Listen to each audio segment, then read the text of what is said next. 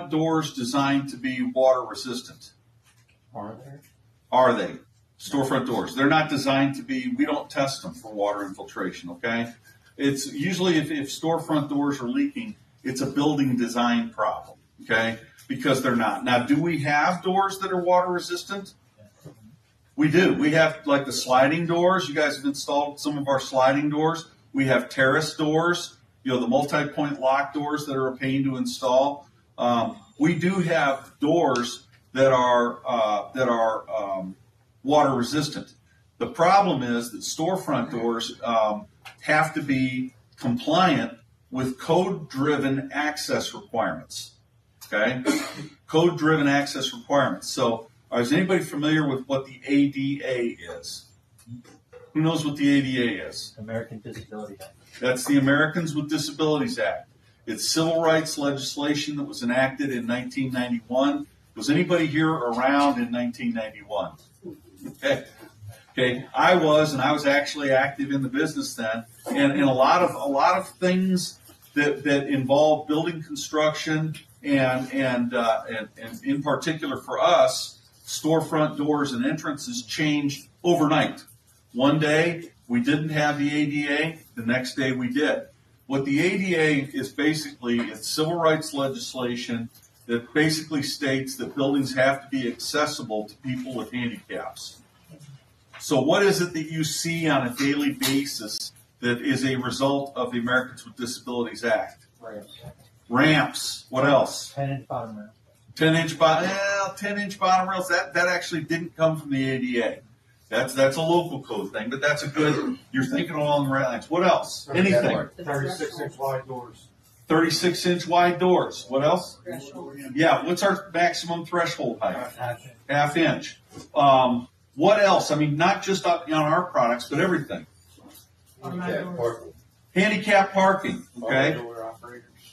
Automatic door operators for handicapped people. Yes, they had automatic door operators, but they weren't specifically for handicapped people. Bathroom stalls.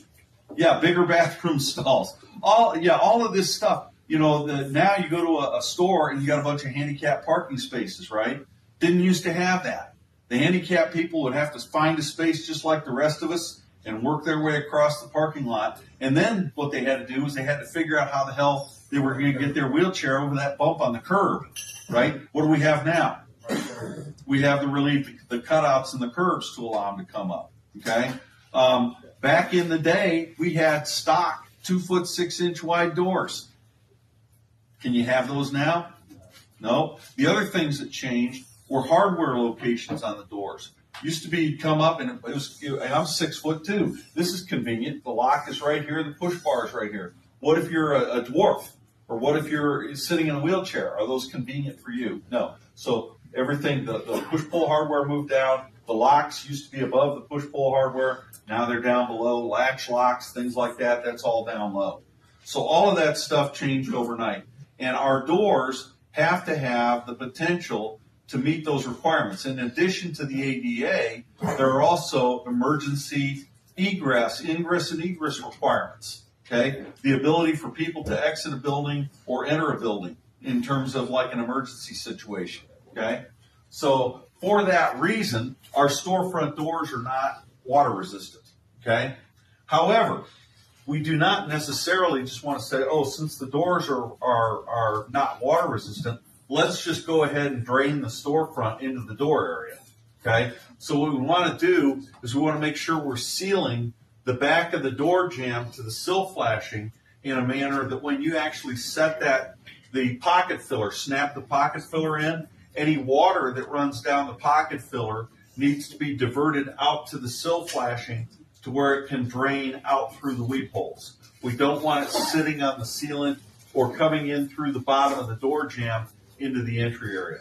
Does everybody understand that? Hey.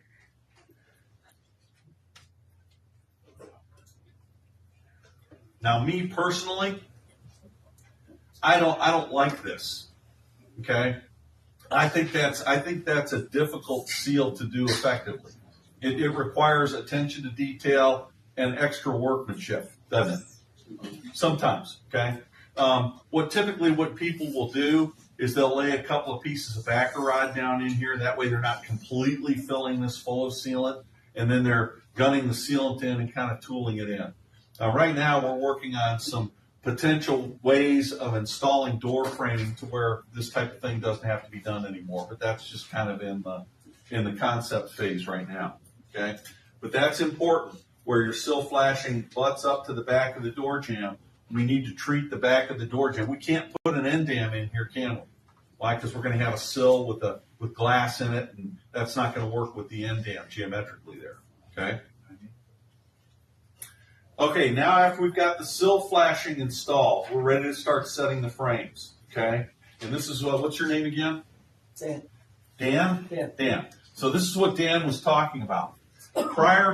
Just prior to installing the frames, we need you to run a bead of sealant across the top of the upturned leg of the sill flashing. I'm talking about in this area right here. You guys see that? Not down here at the bottom. If you're going to do it just down here at the bottom, don't waste the time or money. It's not doing anything for you. We need you to do it up here at the top of the upturned leg of the sill flashing, okay? And that sealant needs to be wet when you set the frame in, okay? So don't run this bead on Friday and then say, okay, time to go home, and then come back in on Monday and just start setting frames into that dry sealant, okay? We only run as much sealant in here as you can for the number of frames you're going to be setting immediately, okay? Any questions about that?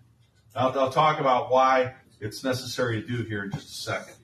The other thing, and this is something that a lot of people miss, is you set this first frame in, okay? Now we're ready to bring, you've got the female half of the mullion here. Now we're going to bring the other frame in, and they do what? They snap together, don't they? Okay? We need you to run a bead of sealant in this leg in the female mullion on the interior side up 6 inches from the bottom. Do you guys see that? Do you understand where I'm talking about? It's not on the outside, only on the inside. Okay? And I'll show you a different view of that same thing. I'm talking about right in here, right there, from the bottom up 6 inches, and that should be wet when you snap those frames together. Is that on every one?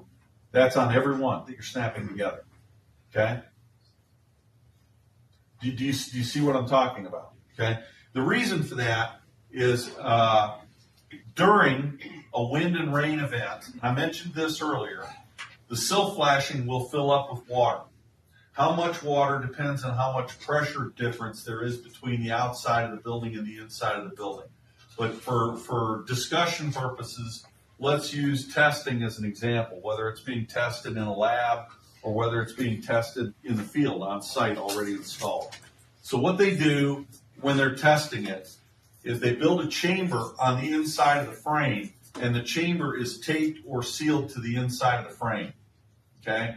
And then on the inside of the chamber, they'll have plastic or maybe even plexiglass so you can kind of see through that little chamber they're putting on the back of the frame. And what I'm talking about, if you were to visually see this, would be just like on the inside of the framing here, okay? It doesn't come all the way into the room. It's just a small, maybe a foot deep with plastic on the inside, okay?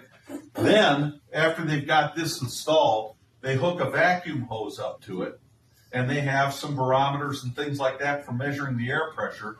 They turn on the vacuum, and basically what they're trying to do is suck air through the frame, through the glass, through the gaskets, through the weep holes, through the joints and the mullions to that chamber. And that's done at a metered rate, at a specific rate. Now, our storefront systems are tested to a maximum test pressure of 12 pounds, 12 PSF, pounds per square foot. That's the pressure difference between the outside and the inside created by that vacuum, okay? Now, during a thunderstorm or a wind and rain event, that pressure difference is created by Mother Nature, okay? We're just recreating the effect in a lab using a vacuum. You follow me? Okay? Now, this is the physics of it. This is not something that we intend to happen, but this is just the physics of what happens. So if we're testing it to 12 pounds, we are going to get 2.3 inches of water inside the sill flashing at 12 pounds pressure difference before the water is heavy enough to offset the 12 pounds difference, and it will start to drain. Okay? It's a physics thing. It's called water head height. All right? And so that varies depending on the number of pounds of pressure difference. The actual math is the number of pounds in PSF pressure difference times 0.192. So if you take, like if we're doing for easy math, if you're doing a 10-pound water test, 10 times 0.192 means you will get 1.92 inches of water. Water head height before the water is heavy enough to offset the difference and begin to drain. Do you guys follow what I mean? Okay, it's just the physics of what's going on. We don't have pressure equalization. We have high pressure outside, low pressure inside, and that pressure difference causes the water to want to stay inside the system. And again, it just depends on how high the water goes is a function of how many pounds of pressure. So our lab tested maximum capability for this system is 12 pounds, okay? Now when they're doing a field water test, you all right? Yep. When they're doing a field water test, they may do it at 12 pounds, or they may do it at 10 pounds, or they may do it at 8 pounds. Regardless, for the entire duration of that test, you're going to have X number of inches of water inside your sill flashing for that test, okay?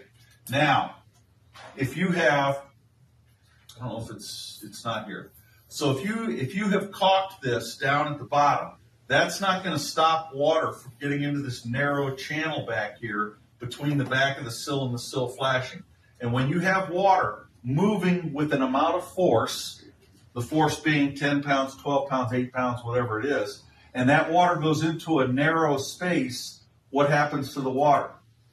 It accelerates, okay? Like when you go to the river, you see a wide, deep river, it's moving real slow. What happens when you start putting rocks and stuff in there? They call it rapids for a reason, because the same volume of water is moving with the same amount of force, but now it has less space. So that's why the water looks like it's going faster in the river where you have rapids. That's what happens when you have these narrow spaces like this, and that's why it's necessary to caulk the top of the upturned leg of the sill flash. Okay? Now, on the vertical mullion, where we have that pocket filler where I was showing that seal coming up 6 inches, that's going to be right about here, isn't it? So imagine that narrow space where those are snapping together. If water gets forced up there, it's going to come up and it's going to start leaking through to the inside. You guys follow me? Okay, so back up a couple slides. That's why we need to seal up here at the top and why we need to go 6 inches up on the interior side of the female mullion half. Does that make sense to everybody? Okay, it has to do with water and the force of the pressure difference between the outside and the inside. Okay, and the other thing is, by the way, these field tests and the lab tests that we do, those tend to be more stringent than what you're going to see in real life. Basically, during a field water test where they have a test chamber or a lab test, we're simulating 8 inches of rain in an hour. That's a lot, right? That's a lot. So these systems are designed to be able to do that, but in order for the systems to be able to do that, we have to manufacture it right, and you guys have to do what? You got to fabric and install it right.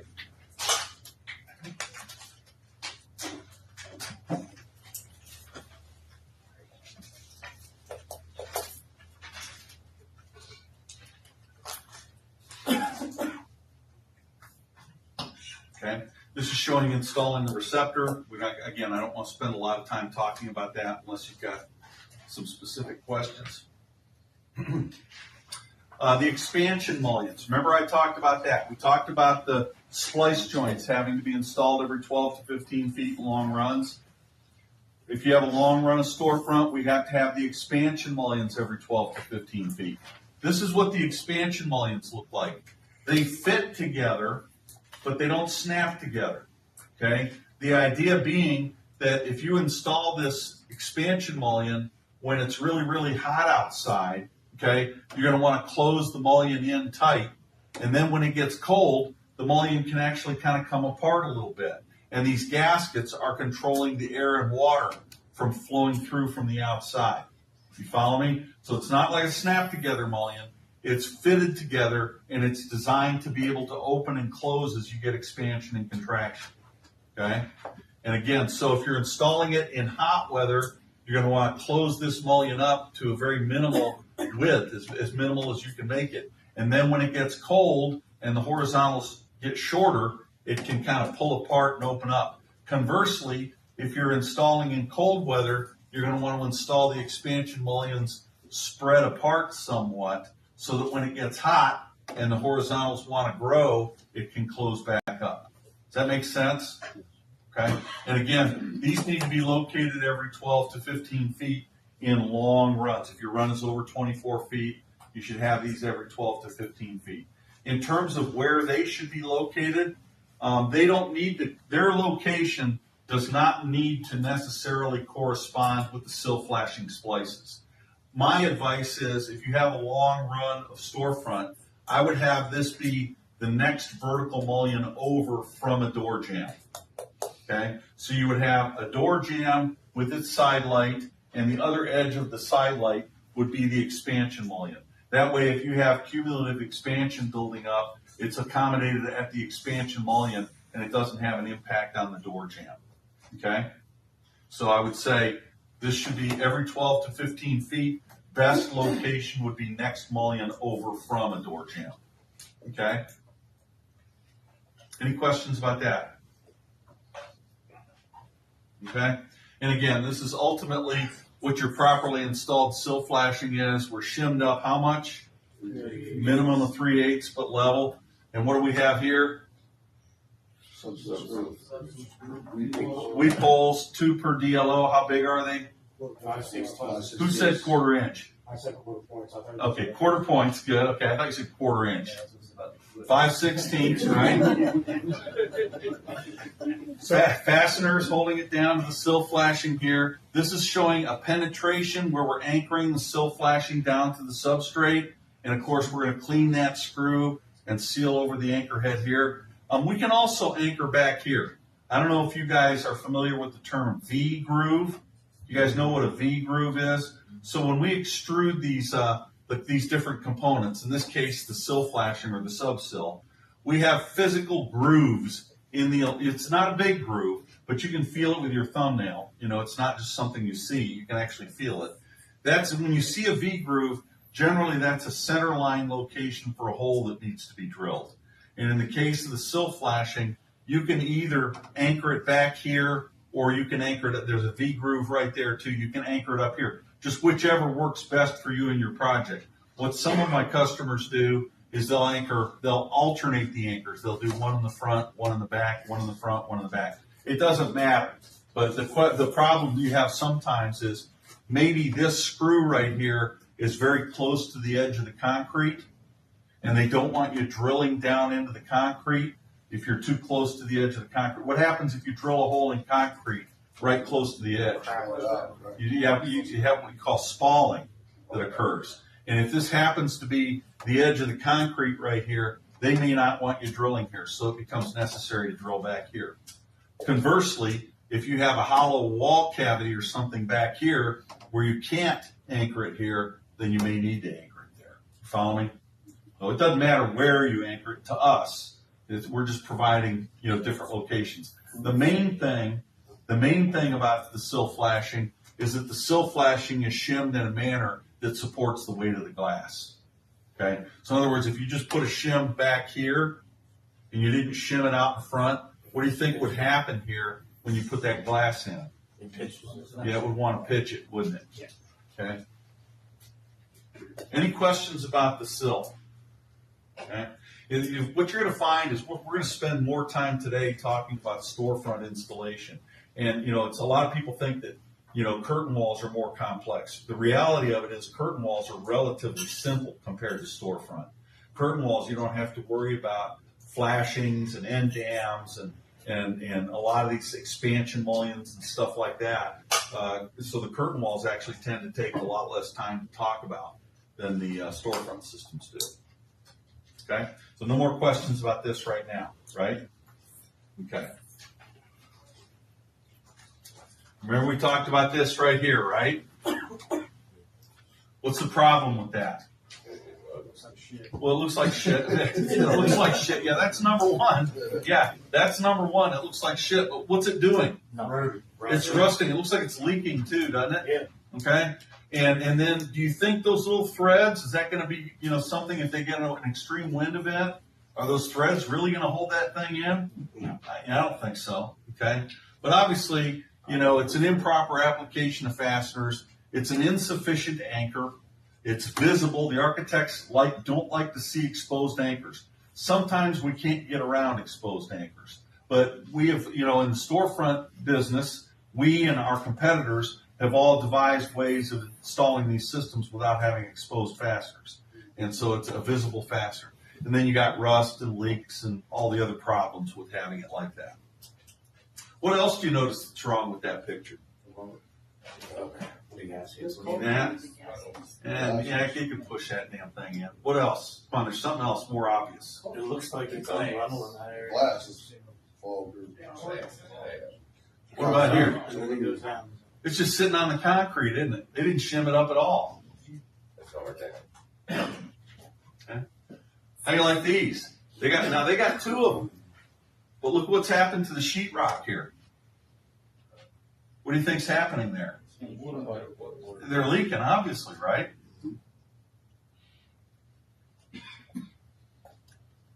How do you like that? And an expansion molding? Well, that's not an expand. Well, to be honest with you, I don't know what that mullion is, but that's not the point of the picture. The point of the picture is look at the dimple. Remember when I said what an end reaction is? When the mullion deflects inward in the middle, it deflects outward at the ends. And this deflected with enough force that it actually dimpled that.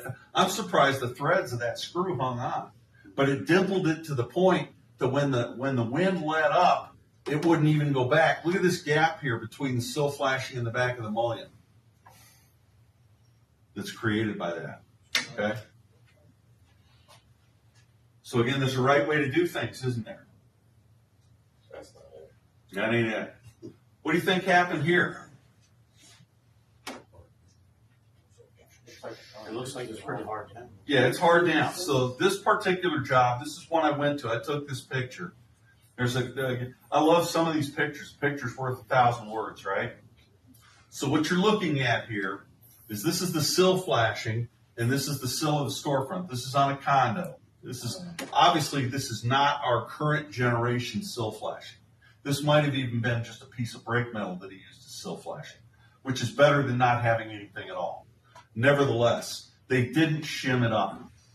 And so when they got expansion and contraction, what happened to the little, look at the seal. That's their seal right there. What happened to that when they got expansion and contraction? It tore it. It ripped. It became no good anymore. So this is actually a balcony on a condo. Okay? So water was then able to migrate underneath the sill flashing. Can anybody tell me what this is up here? It's not carpet. Expensive hardwood floor. It's where the expensive hardwood floor used to be. It's nasty. Okay? So what happened was the water came underneath the sill flashing. The hardwood floors started to buckle and mold, and they ended up, the hardwood floor at the time I was there was sitting in a dumpster down in the street.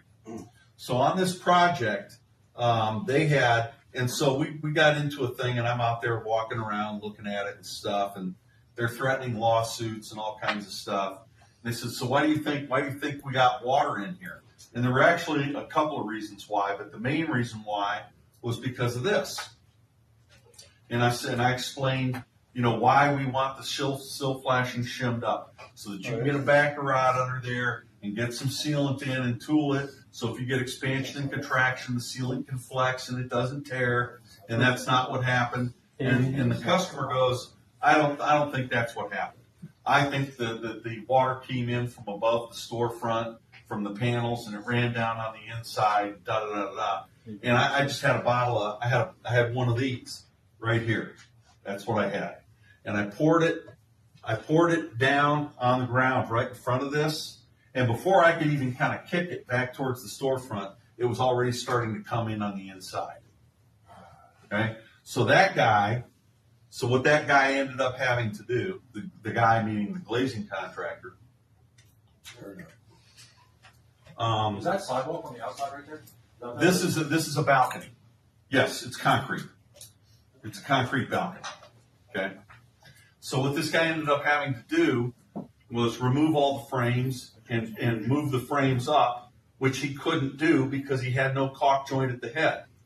So he had to cut the vertical mullions down. He had to order all new glass, and then he had to reinstall it and shim and create the proper caulk bead. And then on top of that, he had to pay $10,000 per unit to replace the wood floors. I mean, there's no sill flashing on that. It's just, It is. So this is the sill flashing right here. Isn't that concrete too high, though? Too high. Shouldn't I be looking at a 2-inch? You mean like a curb? No. This is not our current flashing. This is an old, this might have even just been a brake metal flashing underneath there. Okay, so it's not like the one we have now where you have the weep hole and It's just a everything. pan. Yeah, it was just a pan. Okay, but the problem was even then, if you were doing that, you were still supposed to be shimming it up and caulking it. He just made no deductions to have the 3/8 cap. Yeah, Or level. or level. Okay. Here's another thing for you. Okay, perimeter caulk beads. All right. I think we all intuitively know that you have to have a perimeter caulk bead on the exterior frames, correct? You also have to have them on the interior. The interior for storefront systems and window wall systems, the interior perimeter caulk bead is not optional. Okay. Now for curtain wall systems, we actually don't require the interior perimeter caulk bead. And the reason is because with a curtain wall system, we're controlling all the air and all the water from the glass pocket forward. With the storefront system, we're controlling air and water all the way to the back of that sill flashing.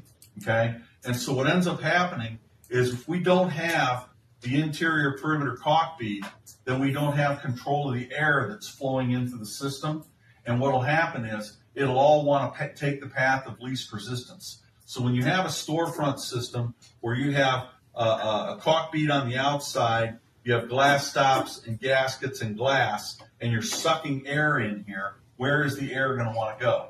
It's going to want to follow the path of least resistance, which is going to lead it. It can't come through here, can it? Because we caulked that. So what's it going to do? It's going to go to the jams. Okay? Now think about what's at the jams. What's outside of the jams? No. You have your end dams. You have your end dams, right? And how high is the water going to be? 2 inches.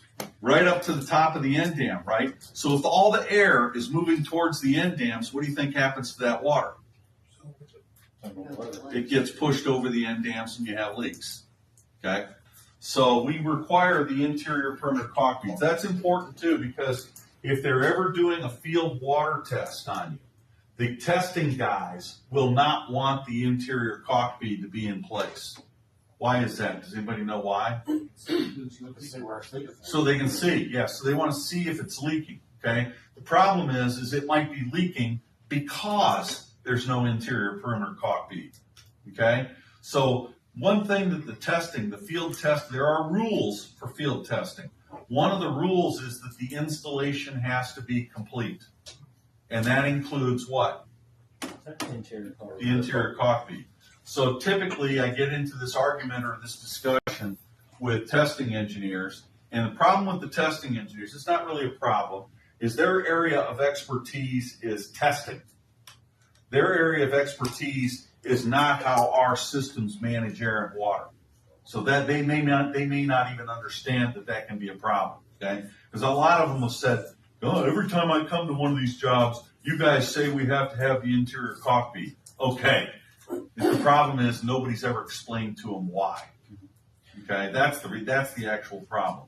But what I tell them is, look, we require the interior caulk bead, and I tell them the same thing I just told you. It can push the water over the end dams and yada yada yada, the whole thing. So my recommendation, he says, well, how am I supposed to know if it's leaking? I said, my recommendation is you let them put the perimeter caulk beads in, let them cure up, and then test it. Okay. Now, in my experience, even with the perimeter caulk beads on there, okay, you've got imperfections in the concrete, cracks and things like that. And if you've got a bunch of water in here, it's still going to show up. Okay. Now, if the concrete is perfect, it might not show up, but it still can. Regardless, after you do the test, cut the silicone out, the interior caulk bead, cut it out. You guys know what litmus paper is? Remember litmus paper from your science class? That paper that changes colors when it gets wet? They can take strips of that litmus paper and poke it in there and see if there's any moisture. That's what a professional testing engineer does. Okay? But we need that interior caulk bead. Okay? What about a mom and pop spot? That would be, say, drywall on the inside. You're caulking the drywall. There's no. You've got to have control of the air, and you have to do it to whatever is provided. Now, what we can't control are things like hollow wall cavities and things like that. The other problem you might run into with field water testing is at the time the mock-up is tested, there may not be anything to caulk to on the inside yet.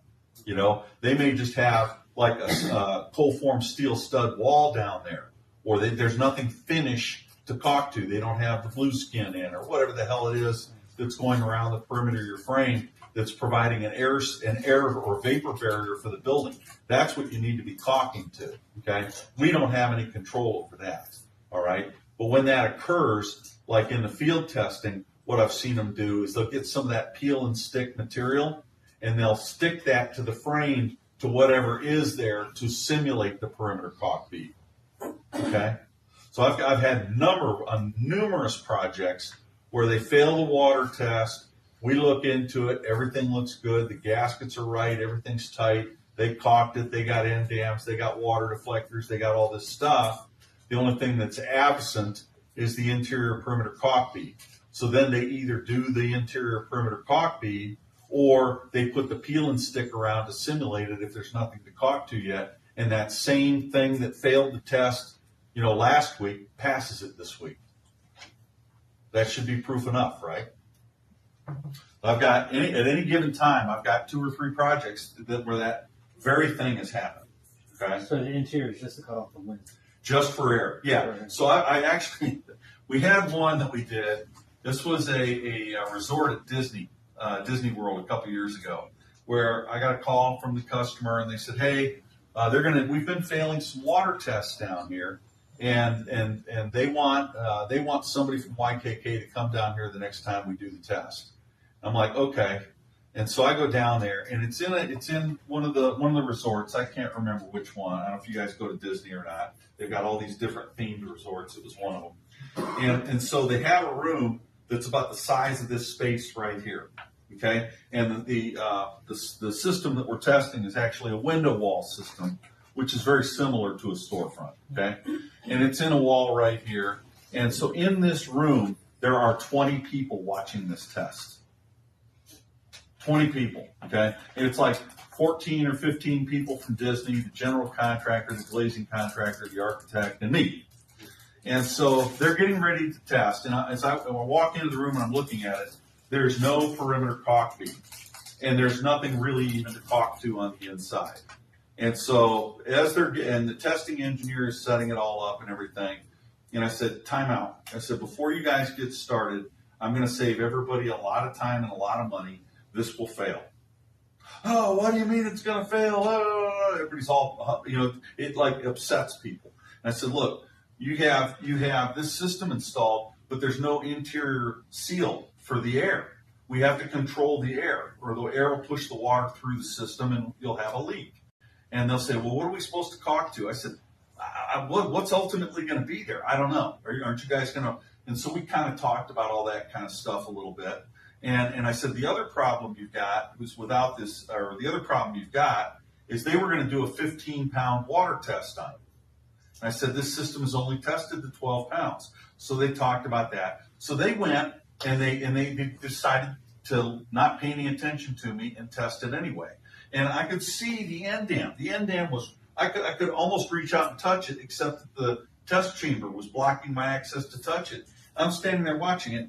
They turn on the vacuum, they turn on the water, and immediately water is just, it looks like Niagara Falls, just flowing over the end dam.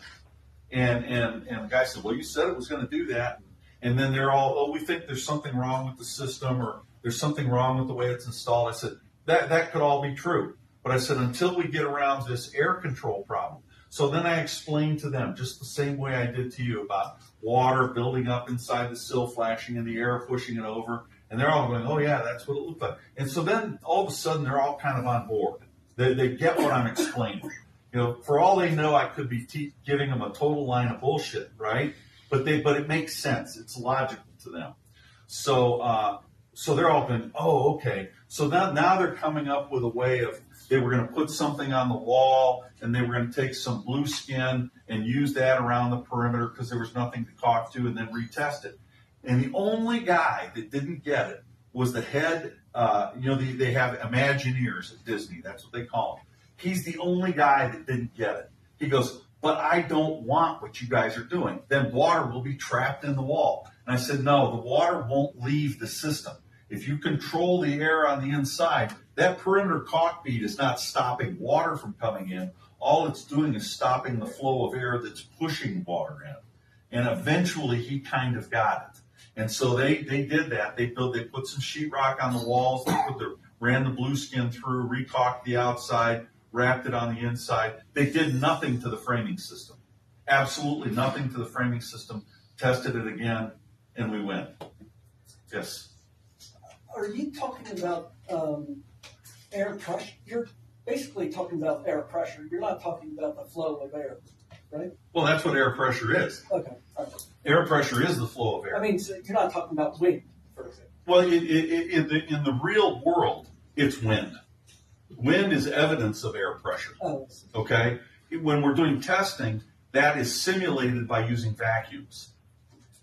Okay? So when they're testing it, for example, when they do a test, not so much in a lab because a lab is a controlled environment. If they're doing a test on site, they're not supposed to do a water test if it's extremely windy or if it's raining while they're doing the test, because all that's doing is adding to whatever they're creating with the test chamber.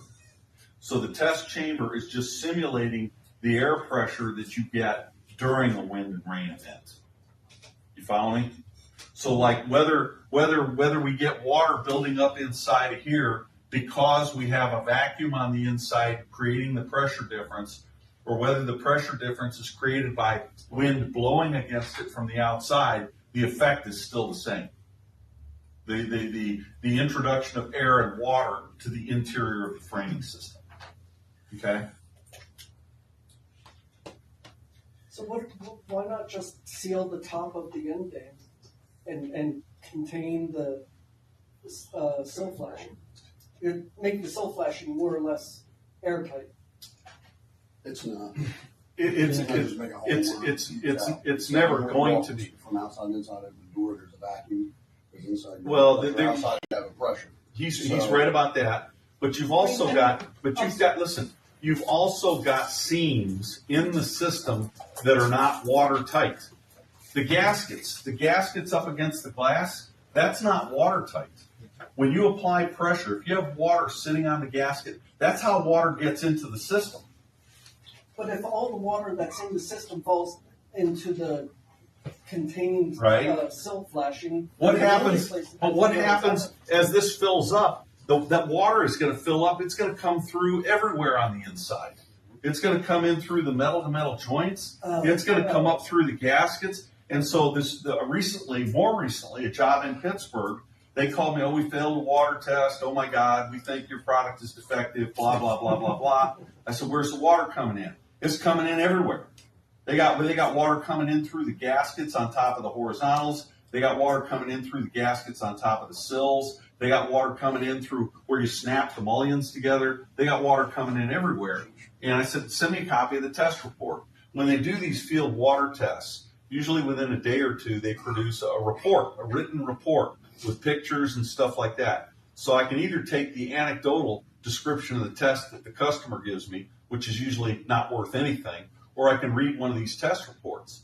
And I'm reading the test report, and I'm going, okay, God, they got water coming in everywhere. And I'm starting to wonder, well, maybe there's something wrong with our product, But then I'm looking at pictures. And you know what I see in the pictures? No interior perimeter caulk bead. Now there were other problems too. That was not the only problem, but we got on a phone conference and we talked about it. And I said, I think your biggest problem, I said, there may be some seal, like where I know that they didn't seal the glazing reglets. You remember how I showed putting sealant in the glazing reglets where the horizontals come in? They didn't do that either. And that was creating another problem. But all the water coming through was primarily because they had no air control.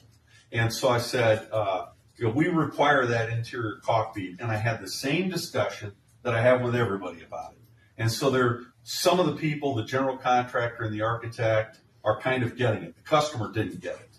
And I said, look, before you do anything, before you go crazy, do the perimeter caulk bead and test it again, and then see what you get.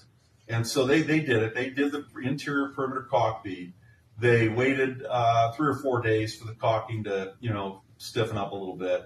Tested it again. Now they still had some leaks, but it wasn't the flood that they had prior to that. They still had to go back and kind of touch up they had some gasket corners they hadn't sealed. The biggest problem they had was they didn't seal the reglets where the horizontals and the verticals come together, because they had water dripping on the underside of the horizontal mullions right where those reglets were. But the problem, you were talking about caulking the top of the end dam. Okay, that's fine. That'll prevent water from going over the end dam, but that doesn't prevent the buildup of water, and it's going to cause it to come through the gaskets on the inside. Okay? The alternative is to somehow create a glazing system that allows no water into it. Okay? The problem and we have systems like that, but they're pretty pricey. And the systems are only as good as that caulking is good. That's a lot of misconception with our systems. Is a lot of people think, oh, it's a window, it's water, it's sealed. Yeah. It's not. It's engineered to weak the water away. They're all designed to be internally drained. Now, we have windows too. We do have windows, and those are cap sealed. But that's just a window. That's not a big full storefront, okay? And so in the factory, we assemble and glaze windows. The actual where we have vents, like casement windows or projected windows, those are all cap sealed. And there should not be any water getting into those windows. Still, though, we get water in between the window vent and the window frame. And sometimes we have pannings underneath the window frames that function just the same way these end dams do. And the sill flashings, okay? By the way, this is all great discussion. This is all good stuff. Any other questions? Yes? I'm sorry. Could you say that inside the interior caulk bead is for air pressure and the exterior caulk bead is for water? Correct. Okay. Correct. But the problem, if you don't have control over the air, then you're not going to have control over the water. That's what causes the water to want to build up higher and higher and splash around and things like that. In fact, in our test chamber that we have in Dublin, they at my request, when we test these things in our test lab, we build wooden bucks. They're like a wooden frame. So installing it into a building opening, it's just being installed into a pre-assembled wooden frame. And what I had them do was I had them mill out an opening in the wood frame and put some plexiglass in there. So I can actually look during a test right down and see right down into the sill flashing at the jam condition. And what's funny is when you have the interior perimeter caulk bead, the water that's building up inside the sill flashing, like I showed you in the slide, it is so still and so clear, you almost can't even tell it's there. I go, there's not any water in there. And when the engineer comes in and looks at it, he goes, yeah, there it is. Look at that line right there. Oh, now I can see it. Okay. Now you cut the interior perimeter caulk bead, and it's all splashing around and moving because the air is flowing. Okay. That's just the way they work. How about in a renovation when you're pointing up to existing conditions and into your caulk choice color? Is that sufficient air? Well, who knows? Who knows? Yeah, I have you have no way of knowing. I can look at that storefront right there. I have no idea what's going on in that wall. I can guess. I can look at that. Now, of course, this is an interior. We don't install interior the same way we do exterior. Okay. Of course, our products aren't really made for interior. this is kind of nice that this is here to sort of demonstrate the product, but this is never going to have to perform in any way, shape, or form, right? So, but there's no sill flashing, there's no perimeter caulk bead, there's nothing there, and I don't know what's underneath that sheetrock either, and so it just varies from one project to another, and you can't know unless you demo the whole thing. Okay. Now, when you're anchoring the frames, okay, where we put fasteners through the frames themselves, a couple things about this picture that we're looking at here. First of all, this is showing how we're going to anchor at the head. What's this thing right here? This is the shims, right? So that we've already shimmed the sill flashing. Now we're bringing the head up. Where typically what we're doing is we have a pocket filler that snaps in above the head, okay? And then we're actually using the pocket filler as a bearing point for our shims. And so you want to get the shims in there good and snug. In the meantime, as part of the fabrication process, we've drilled holes in the head member and we've countersunk those holes so that we can run flathead fasteners through the head and through the anchor plate up into the substrate for anchoring the head member, okay? Why are we using flathead screws and why are we countersinking? What's that? It's the glass pocket. Don't break the glass. Yeah, we're in the glass pocket, and when we lift the glass up in there, if we bump the edge of the glass against a round or a hex head screw, that's bad news, isn't it? Okay? So we're always going to countersink, and we're always going to use flathead screws when we've got fasteners in the glass pockets, okay? The other thing is after we run the screw, we need to do what? We need to seal it, okay? Again, this is one of these things. Are you ever going to get water up here at the head on top? No, you hope not. Yeah, that would be a really bad thing if you did. So what do you think that caulking is for? Water above the head of the frame. You better hope not. That's for air. That's just for air. So we call it head too. Yes. That's for controlling air. Okay, now, if you have water, now I've had this happen before where we had a storefront and it was leaking at the head. It was like coming down and it was actually leaking through here at the head. Okay, and so we're out there looking at it and it's in an open, it's very much an opening like this right here. Okay, and so we're looking at it. And it rained the day before. It wasn't raining while we were there, but you could tell where water was running down from the underside of the head along the edge of the vertical mullion, right at that location. And I said, well, I don't think the system is leaking. I think it's getting water on it from someplace else. And the guy says, what are you talking about? I said, yeah, there's no path for water to get into the head through the system. Okay, water, if it gets in, it's going to get into a vertical pocket or a horizontal pocket. Once the water's inside the system, it's not subjected to airflow anymore as long as it's caulked properly, and gravity starts pulling it where? Down. So if you got water coming in at the head, the source has to be from someplace above the head. So we're standing there talking about it, blah, blah, blah, blah, blah, arguing, calling each other's names. This is late in the project. We're all hating each other, like we were talking about before. So I said, well, I don't know. There's a quick way to find out. So they got a ladder, and I went up and I took my pen and I stuck my pen in the perimeter caulk bead up above the head and pulled it out. And when I pulled it out, guess what happened? A jet of water shot over my shoulder and hit the architect who was standing there with a clipboard. And he goes, well, what the hell is that? I said, you got water sitting on top of the framing system. And they said, well, so how come it's coming through? Why is it coming through here? And I said, because we don't need to caulk it there. Well, why not? I said, because there shouldn't be any water coming from above up there. Our system is not a channel for collecting somebody else's water. Okay? I don't know where the water's coming from. But it might be coming from the roof. It might be coming from the bricks on the outside. Hell, I don't know. All I know is for some reason there's water sitting piled up on. And by the time I stuck the pen in there, you could actually see the sheetrock starting to discolor. Because there was so much water sitting up there. Okay. But this is not for water. This is for air. Okay.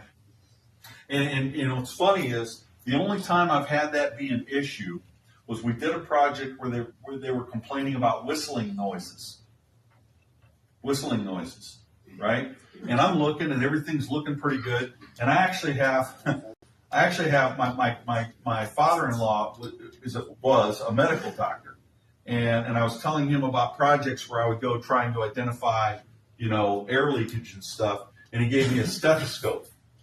And so I actually have a stethoscope that I carry with me, and I can kind of put it on the frame and kind of listen, and you can hear air flowing. And as I was going back and forth across the framing system, I was hearing this buzzing noise build up as I got to a certain point. And we actually pulled the gaskets out, pulled the glass out. They had one screw head that hadn't been sealed. They put sealant on it, and the noise immediately stopped. So it wasn't so much an air infiltration problem as it was the noise that was creating the situation. Okay? There's your head receptors. Water deflectors. Are you guys habitually installing water deflectors? No, never. Never seen one. Are you serious? I've never seen one. Serious heart attack. Okay. Well, that's consistent with what your buddies told me yesterday. Okay. The water deflectors are as important to water control in a storefront system as end dams and weep holes. Okay. So what this is showing here, what our water deflector is, because it's a plastic part, and by the way, we had a debate about this yesterday. Some of the guys said that they knew what they were. Some guys said they didn't know what they were. Some guys said they installed them. Some guys said they didn't. Somebody else said we don't have them. Somebody else says we did. I suspect if we go out there and look and we know where to look, we'll probably find some in your shop. You think not? The only way we will have some, if they're still around from a couple of years ago, like we'll have somebody say, "Hey, YKK, this is our prints and everything. Send us everything we need." That's the only time. If we're doing our own order, say stock wise, we're not ordering. Okay. Well, I'm going to explain to you what it does, and afterwards, hopefully, you'll understand why it's so important to always do it. Okay. But the water deflector itself is a plastic part. It's a black plastic part, and it's sort of you see it's flat on top, and then it's got a little ramp that ramps down, and it's got sticky tape on the underside of it. You peel the sticky tape off, and you stick it to the top of the horizontal. And what it's doing is it's creating a ramp for water to be able to run off the end of the horizontal and go down the vertical pocket. Now, why do we have to have a water deflector? Why do we need a water deflector for that? Do you guys know what flush glazing is? I mentioned it when we first started. What is flush glazing? It means your glazing system has a pocket. You have to have at least one deep vertical pocket and one removable glass stop. And the pocket is what holds the glass in place with the gaskets, right? It's the actual aluminum pocket and the gaskets that are preventing the wind from just blowing the glass out of the opening, okay? So the result of that design, that flush glazing design, is that the glass light is actually larger than the daylight opening, right? So the daylight opening is the dimension between the interior edges of the vertical mullions and the interior edges of the horizontal mullions. It's the daylight that you see in the opening of a frame. The glass is actually larger than that. Okay? Does anybody know what our glass size formula for our storefront is? 3/4. Yeah, daylight opening plus 3/4 of an inch. Okay? What does that mean? So what happens is, this is our vertical mullion right here. Okay? And this is the horizontal mullion. What's this thing? Okay, setting block. So the glass light that fits in here is actually larger than this. That's why we have to have the deep vertical pocket and the removable glass top, is to physically be able to get the glass in there. Okay? Reflector keeps the water off the glass.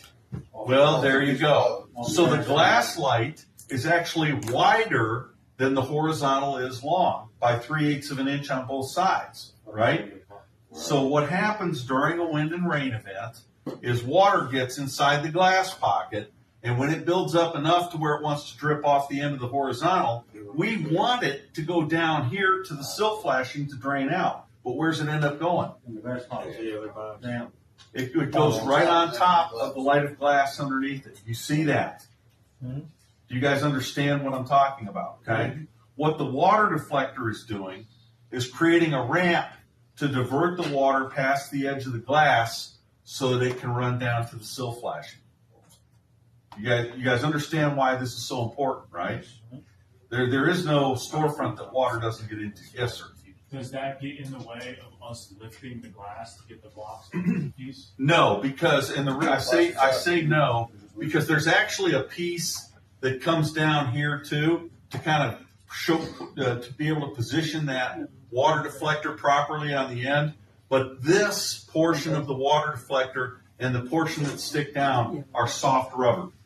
The only part that's hard plastic is up here. So when you, ideally, when you put these water deflectors in, you're going to put them in the shop.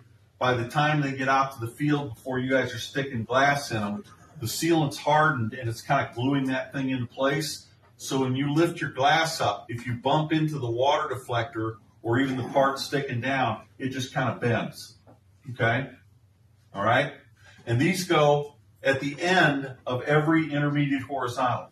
You don't need them at the head. You don't need them at the sill. Only the intermediate horizontals. So Okay? if we install and it's already come out to us and it doesn't have it on it, then it's already wrong.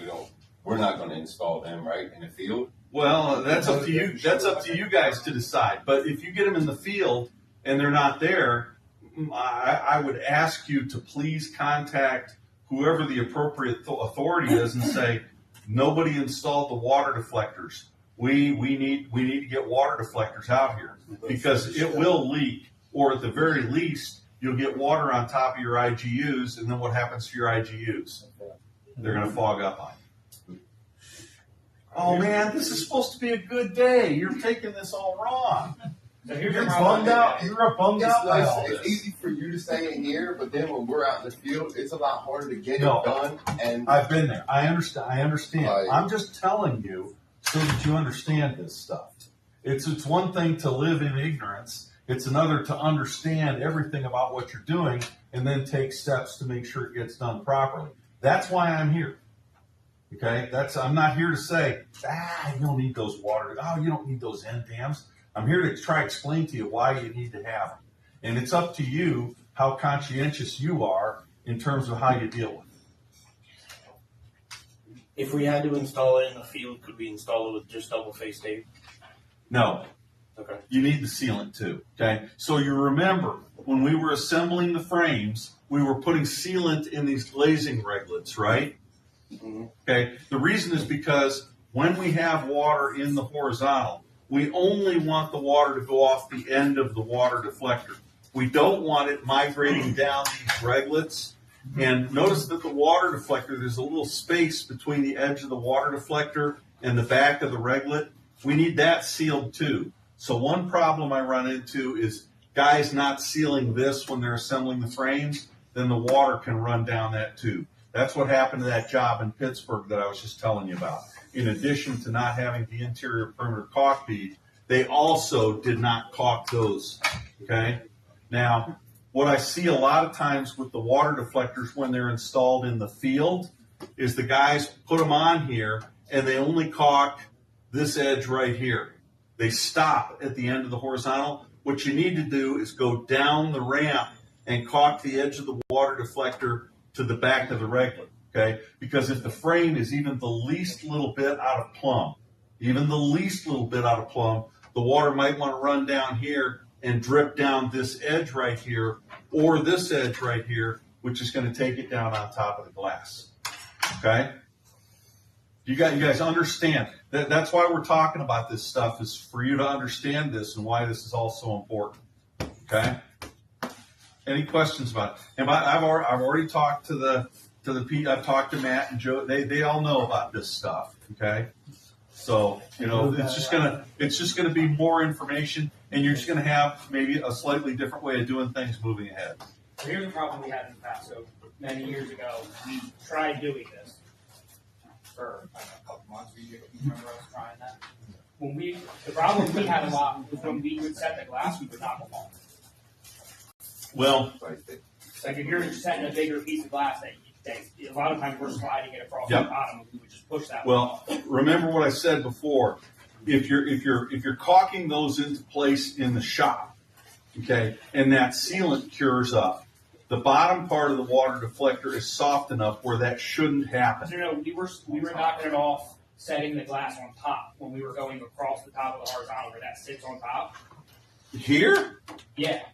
Because when you're setting a big piece of Oh, glass, a lot of times I you're got sliding you. it across the I top, got and you. the corner of that glass would rip it. I understand. I And then you understand. can't put it back in, and then Shouldn't slide.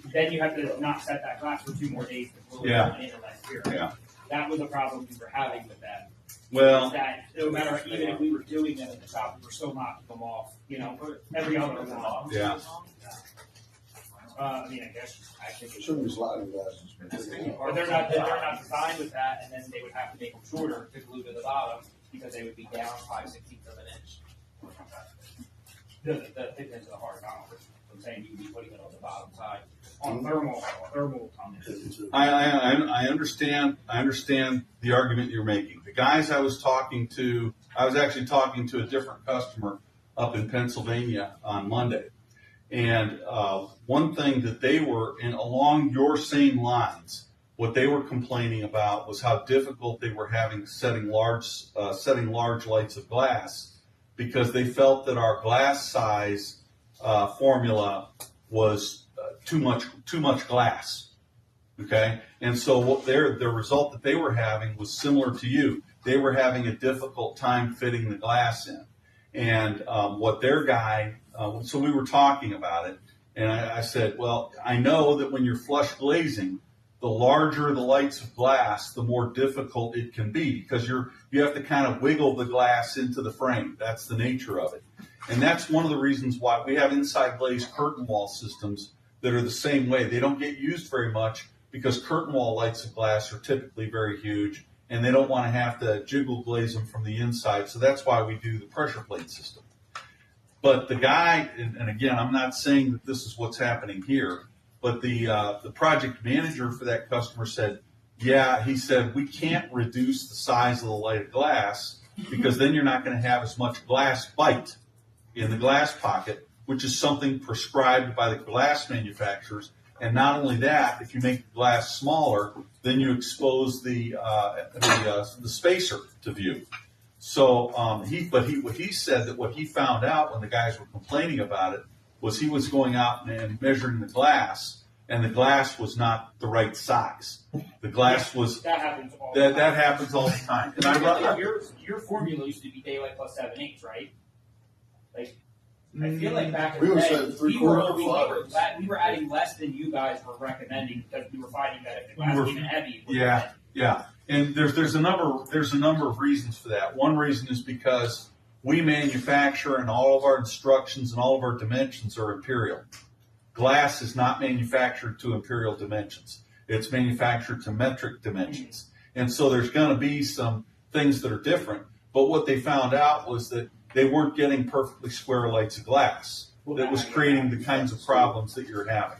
So all I can tell you is, it's just if this was an easy thing to do, they wouldn't have to pay us, right? No, I get it. I'm just So saying that was one of the problems.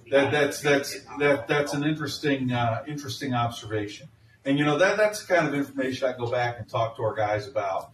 I haven't heard that before. What I've heard before is the guys, they say that they dislodge the water deflectors when they're putting the light of glass on the underside of the horizontal and they're bumping it, from the underside. With him, Yeah. he said it's soft rubber now, so It's always been soft rubber, but the problem that the customer was having was they were applying the water deflectors in the field and the silicone was still wet. And so when they bumped it, it was dislodging. Yeah. If they had done it in the shop and given it a few days to cure, that wouldn't have been a problem. Okay? So I'm sorry you're having that problem. The bigger problem that I'm running into is glass thickness. Okay? Our typical glass for insulating glass is 1 inch. Okay? But I'm going to projects where customers are saying, oh, the gaskets aren't tight, whatever. They're coming in thinner. Okay? And I would say that for the most part, and I don't know who you buy your glass from. By the way, if you run into a problem where you feel like your glass is not, the gaskets are not tight enough, the first thing I want you to do is check the glass thickness, okay? And typically, you're not going to be able to do that accurately with just a tape measure. Any of you guys got calipers for measuring thicknesses? And what I found, we had one project where our tolerance is basically plus or minus the 32nd of an inch, okay? And that's a full 16th of an inch tolerance. That doesn't mean minus the 16th plus the 16th. We had a project where the glass was almost a full 16th of an inch thinner. And the customer wanted to back charge us. And I'm like, wait a minute, it's not our glass, right? The spec, you ordered a framing system and you ordered glazing materials for a system that manages 1 inch glass, and now you're trying to put in glass that's 15/16 of an inch. Now, instead of just sitting around arguing about it, we do have alternate gaskets.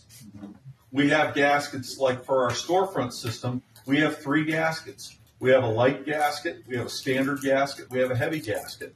And so you can accommodate variation by using, for example, the standard gasket on one side and the light gasket on the other.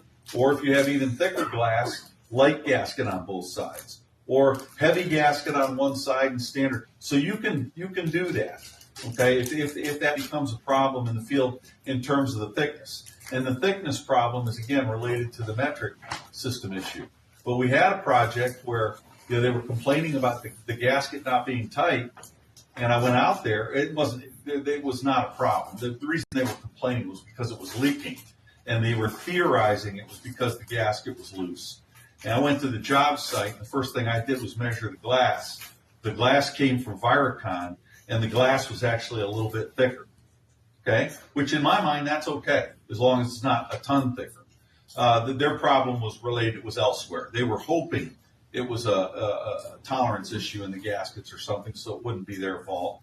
But they just didn't do the installation right. So these things happen. Okay? But we're all in agreement that we need the water deflectors, right? Yes? Yeah, so is Okay. that wrong? Good deal. Okay?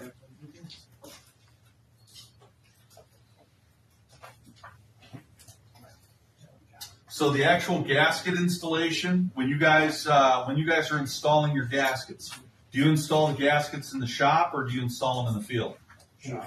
Backside. You do backside in the shop and outside in the field? They pull them out. What's that? We put both sides in here, and then when they get out in the field, they pull the front side out. Oh, really? Glass on there. Is that what you guys do? Okay, whatever.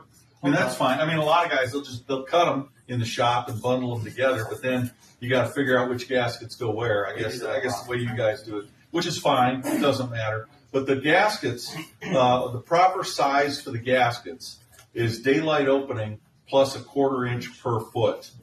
Okay? So we want the gaskets to be actually just a little bit longer than daylight opening. If you go more than 1/4 inch per foot, then the gaskets end up looking ripply, like they're over compressing. We want a little bit of compression on the gaskets. What that does, when I'm talking about compression, I'm not talking about between the glass and the metal. I'm talking about compression from the ends. And the reason we want the compression from the ends is we want the gaskets to stay tight in the corners. That's why we're always cutting DLO plus 1/4 inch per foot. The big thing when we're installing the gaskets is we want the vertical gasket to run through, and we want the horizontal gasket to butt up to the vertical gasket, okay? And then, of course, when you're installing the horizontal gaskets, we want you to apply sealant to the end of the horizontal gasket so that when it presses in here, you're kind of sealing between the end of the horizontal gasket and the vertical gasket. And when you do that, when you press those together, you'll get some excess sealant that kind of extrudes out as you're squeezing it together. Whenever that happens, when you're caulking something and you get a sealant that kind of extrudes out, make sure you're always tooling it off. One thing that I've run into a couple times is they'll do this in the shop and they'll have a big ball of silicone right here that extrudes out when they press these together. And if it sits there long enough, they go out to the job site, they install the glass. If that ball of silicone hardens, then it prevents the glass from seating properly against the gaskets, and it allows air to flow up from the glass pocket, and it'll sometimes pull water up with it. So whenever you have a joint, you always want to tool the excess sealant. On storefront, have you ever seen how greasy and oily that rubber gasket is? Yeah. Mm-hmm. So you clean each end just to put that No, you don't. Okay, first of all, these gaskets, these EPDM gaskets, are not particularly silicone adhesive.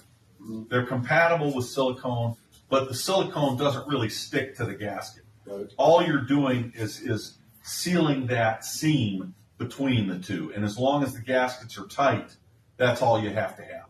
Okay? But let's talk about the grease for a second. What is the grease? What is it? Fish oil. What? Codfish oil? Fish oil. Fish oil? Is that what it is? No, I don't Probably think a so. silicone. But that's what they put on all carpenters, so it's what they put on metal framing. So they put on metal framing? It's not codfish oil. Okay? It tastes horrible. He's exactly right. He's exactly right. It's liquid silicone. It's liquid silicone. Okay? And it's sprayed on the gaskets to make the gaskets easier to install. So that when you're pressing the gaskets in between the glass and the mullion, it's a lubricant, all right? Or when you're snapping the glass stops on a door, it's lubricating. It's making it easier to install. I'll tell you what I know about this and what I've experienced with it. So the manufacturer puts that on the gaskets before it ever leaves their factory, okay? And the purpose for it is not to do anything other than make it easier for you to install the gaskets, okay? There is I guess, a good amount of that silicone to have on the gaskets, and then there is not enough of it on the gaskets, and then there's too much of it on the gaskets. So, typically you'll know there's two key signs to when there's too much on the gaskets. When you get a box of gaskets and the oil has soaked through the box? car, where it looks like a pizza box, when you get a greasy pizza, that's probably a sign there's too much sealant on the gaskets. You think it extends the lifetime of the gasket, though? No, it does nothing. All it does is lubricate the gaskets. It's like WD-40, just too much of it, okay? And I don't know, I've never been able to figure out why sometimes there's too much and why sometimes, I really don't run into there being problems with not being enough on it. But the silicone spray has a shelf life. And so if you have a roll of gaskets that's been sitting on the shelf for a long time, it'll kind of dry out and it'll get kind of powdery looking. You ever seen that before? Usually if you just spritz that with a little bit of water, it'll get kind of slimy again, okay? I don't know why that happens. I suspect it has something to do with the manufacturing process of the gaskets. Maybe they put a new pump in the thing that sprays the liquid. I don't know what the hell it is, okay? I can tell you a couple of things about it, though. It cleans off with isopropyl alcohol. So, like when we have doors or windows that we're glazing in Dublin, if we have that silicone grease and it gets on there, our guys are wiping it off with isopropyl alcohol. Okay, so there's that. All right. Sometimes though, I'll get customers go, "Hey, yeah, we cleaned this off yesterday. My guys were out there with spray bottles of." They weren't using isopropyl alcohol. They were using Simple Green or one of those cleansers, which is fine to use too. They said, but it's coming back, or it's not removing the silicone grease. No, it's removing the silicone grease. What's happening is the gasket is continuing to leach. All right? And when you run into that situation, the only thing you can do is pull the gasket out, take a rag, and wipe it off. Okay? Otherwise, it'll just continue to do that until however much of it wants to come off the gasket comes off. It doesn't hurt anything. It's not damage. It just kind of makes, especially like on our anodized finish, it looks like literally like somebody sprayed it with, Armor All or something, made it to make it shiny. So it does, but it doesn't hurt anything. In terms of your exposure to it, it's not toxic. That said, some people are more sensitive to it than others. I knew a guy that he would be out there running gaskets, and if he wiped his hand on his forehead, he'd get like a hand-shaped red rash up there. You know what I mean? Or worse yet, the sweat runs down into his eyes, and that liquid silicone kind of stings, makes your fingers taste bad. And if you're eating lunch, you taste it in the food, but there's nothing toxic about it. But that's what that grease is. Okay, so you guys know exactly as much about that as I do. That's what it's for. I will tell you a good story about it though. So one thing that I do is I kind of keep track of what our competitors are doing, just to see if they come up with a real clever idea or something like that. And so I look at their products and their installation instructions, and I still have friends at places like FCO and certainly Connier, where I worked for so long. Anyway, I was looking at a website. I'm not going to name the competitor, but I was looking at a website one day, and they had a news feed, right? New product news, and they had stars and searchlights like it's opening night at the Oscars and all this stuff. And so I'm reading their news feeds, and one of their news feeds was lubricated gaskets now optional. I thought, so we're not the only ones that have customers that don't like that. And so I'm reading it. It says, yes, now you can get these gaskets. They come standard with the lubricant, the gasket lubricant. If you choose to add this X to the part number or whatever the hell it was, I don't know what it was, but use this part number and you will get the gaskets without the lubricant. I thought, well, that's interesting. I'm kind of curious to know how that's going to work out. I can't call my competitor and ask them how it was working out, but I can tell you this. 3 months later, I'm looking at that same thing, and they have another news feed. You know what the news feed said? Lubricants added back. So yeah, non-lubricated gaskets no longer available. So that pretty much told me everything I needed to know. Okay. Now you bear in mind too, back in the day, the lubricant on the gaskets was a bigger deal, I think, even than it is now. Back in the day, we still did a lot of monolithic glazing. Okay. Now, when you guys buy insulating glass, if they put coatings on the glass to enhance the performance of the glass, the coatings are typically going on the number 2 surface or the number 3 surface, which are the surfaces inside the insulating unit. There's not usually going to be a coating on the number 4 surface, which is the interior piece, or the exterior piece. So by putting the coatings on the inside, that's a good thing. What we had before with the monolithic glass was the coating would typically be on the number 2 surface. And so when you were pushing the gaskets in, if they were real tight, or if there was no lubricant on the gaskets, you could very easily scratch the coating off the glass. And you may not even notice it when you're installing it. But if you were to walk into the room the next day and the sun is outside, you can actually see where you scratched the coating off the glass. So it was kind of a bigger thing back in the day.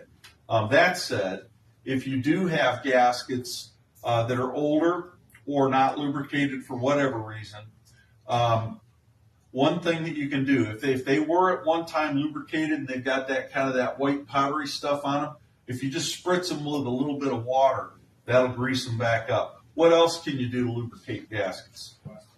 What's that?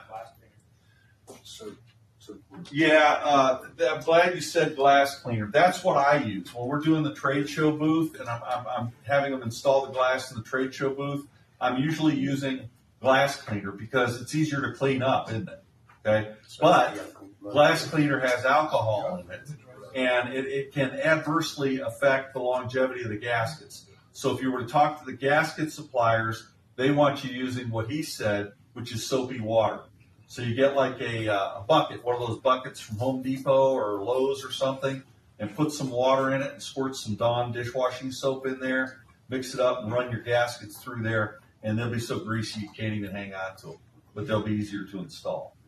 Okay, and that soapy water won't have an impact on the longevity of the gaskets. Okay.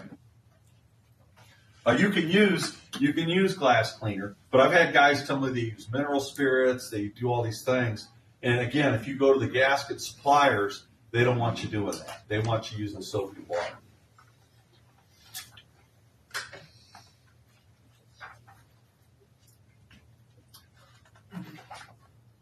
Any other questions about the gaskets?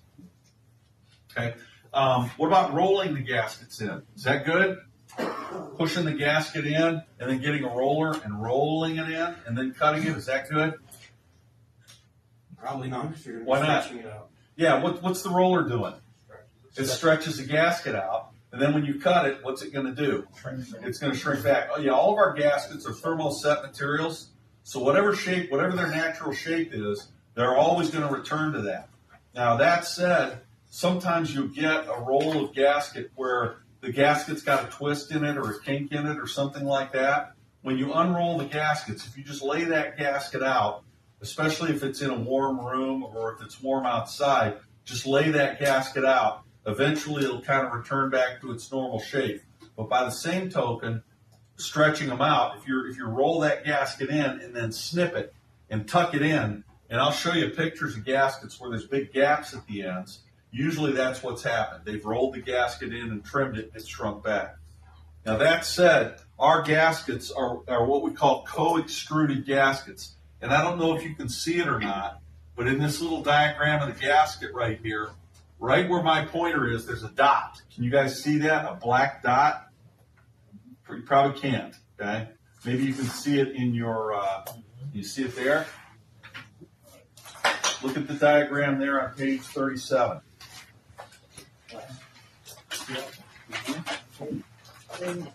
Now do you see it? Okay. That's a nylon cord that's co-extruded into the gasket. So the gaskets are extrusions too. Just like we extrude the aluminum, the gasket manufacturers extrude the gaskets. And as they're extruding the rubber gasket, they're co-extruding that hard nylon cord into the gasket. What that nylon cord does is it prevents excessive stretching of the gaskets, but it really more limits it than it completely stops it. Have anybody here ever taken the gaskets and popped them?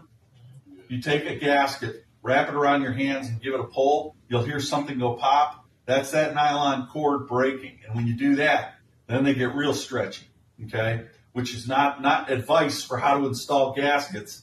But I've seen guys using gaskets to tie things down, leftover pieces of gasket, and you can actually stretch them pretty good, okay? But that's what that little black thing is. It's a hard nylon cord. And if you want to get a piece of gasket and give it a stretch and pull on it real hard, you can actually break it, okay? Here, you can maybe see a little bit better there, okay?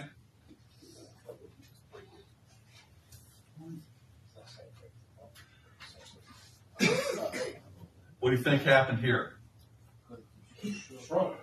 Well, maybe it shrunk, or do you think they cut them the wrong size? They stretched it, cut it thin. Yeah. Again, usually what will happen is something like this will happen at a job site. The architect sees it. He calls the project manager for the glazing contractor, and the glazing contractor asks his guys, "Hey, did you cut the gaskets to the right size?" And what do the guys say? Yeah. Okay. And then his next phone call is to me. And he says, "Hey, we got gaskets shrinking on this job. You know, what are these cheap bullshit gaskets you guys are selling us? Blah, blah, blah, blah, blah." How about they just replace them? Well, I end up going out there and I go, "Okay, so tell me what you guys did." Well, we installed the gaskets and then they shrunk. And I said, "Well, how long was it between when you installed them and when they shrunk?" Now, was it a week, a month, a year? No, it was overnight. All right. I said, "Okay, let's do this. I'm not leaving until tomorrow afternoon. How about if I cut the gaskets and install them, and we'll come back tomorrow morning and see if they shrunk again?" And guess what? They didn't shrink. Okay. So that's really more often, especially on, now, will they maybe shrink over time? Yeah, they can. Certainly the new gaskets that we're using now, the EPDM, it's going to be a long time before they shrink. But if they are cut the right size and they are not lubricated with glass cleaner, then they won't shrink like this for a long, long time, okay? The old vinyl gaskets used to shrink like this, right? And they would remember how you were talking about the polyurethane sealant getting hard? Those old nylon gaskets used to get hard like that too. The same thing with the old butyl tape that they used for glazing. That would get hard. But these new gaskets, right, it's really good material. You know, it's very high quality. And very rarely do I see actual quality issues with the gaskets. Like anything else, like anything that's extruded, every once in a while we'll get a batch that's out of tolerance. You know, I've seen before where guys go out, they install the gaskets, and then they say, hey, the gasket's loose, and they'll actually send me a video of a guy tapping on the gasket, and when he taps on the gasket, you can see 3 inches of the gasket moving, right? Normally what happens when the gasket's tight, you tap on it, what happens? Nothing, right? But when he's just tapping on it with his finger and the gasket's moving, they've definitely got a compression problem.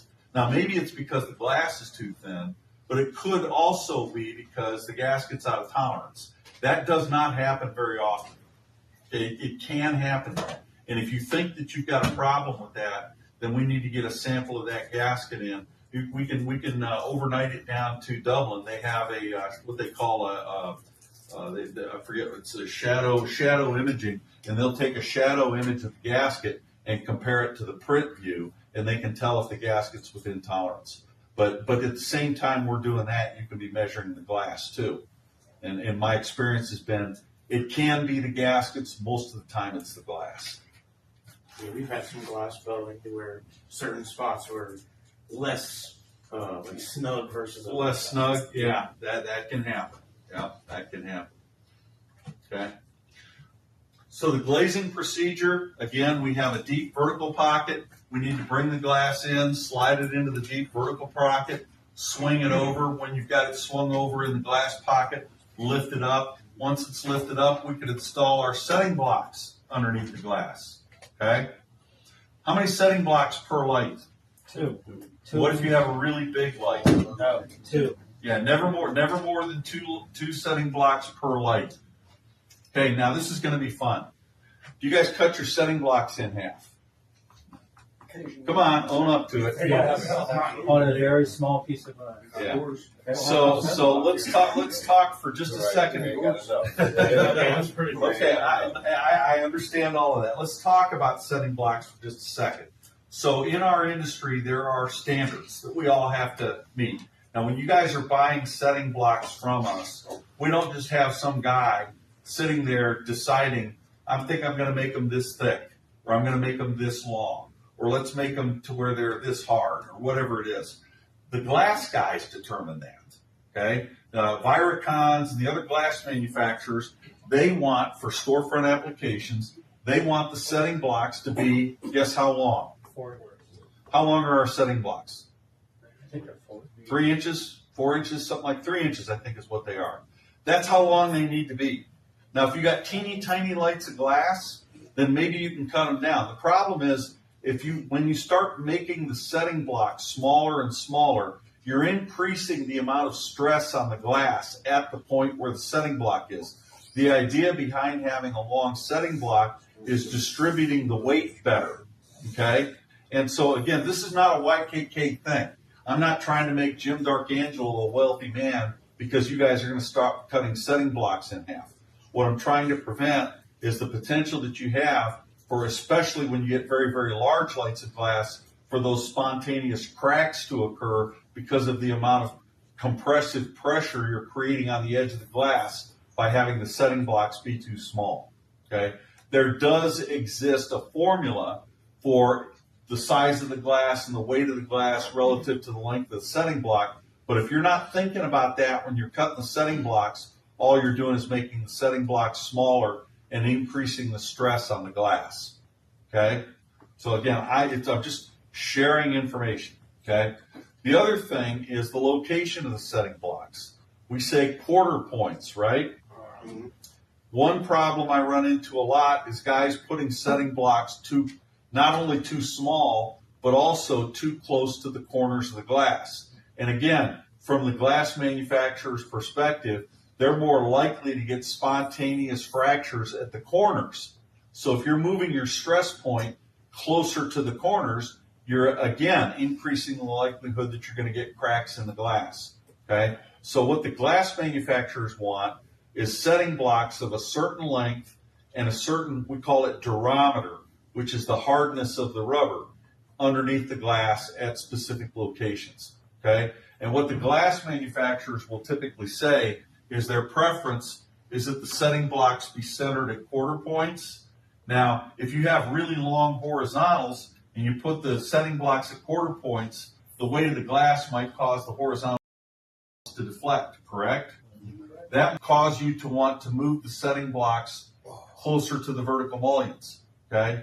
Which you may have to do that so that it doesn't deflect as much, right? Because if it deflects, if you've got that lower light in, it's going to deflect right on top of that lower light, and now you've got stress on the top of the lower light, and that's going to break, okay? Or if you haven't got the lower light in and it deflects, you're not even going to be able to get the lower light in. So naturally, we look at putting the setting blocks closer to the mullions, closer to the verticals. And you can do that within reason, okay? What the glass guys say is their preference is quarter points. You can move them closer to the vertical mullions, but they say no closer than 6 inches.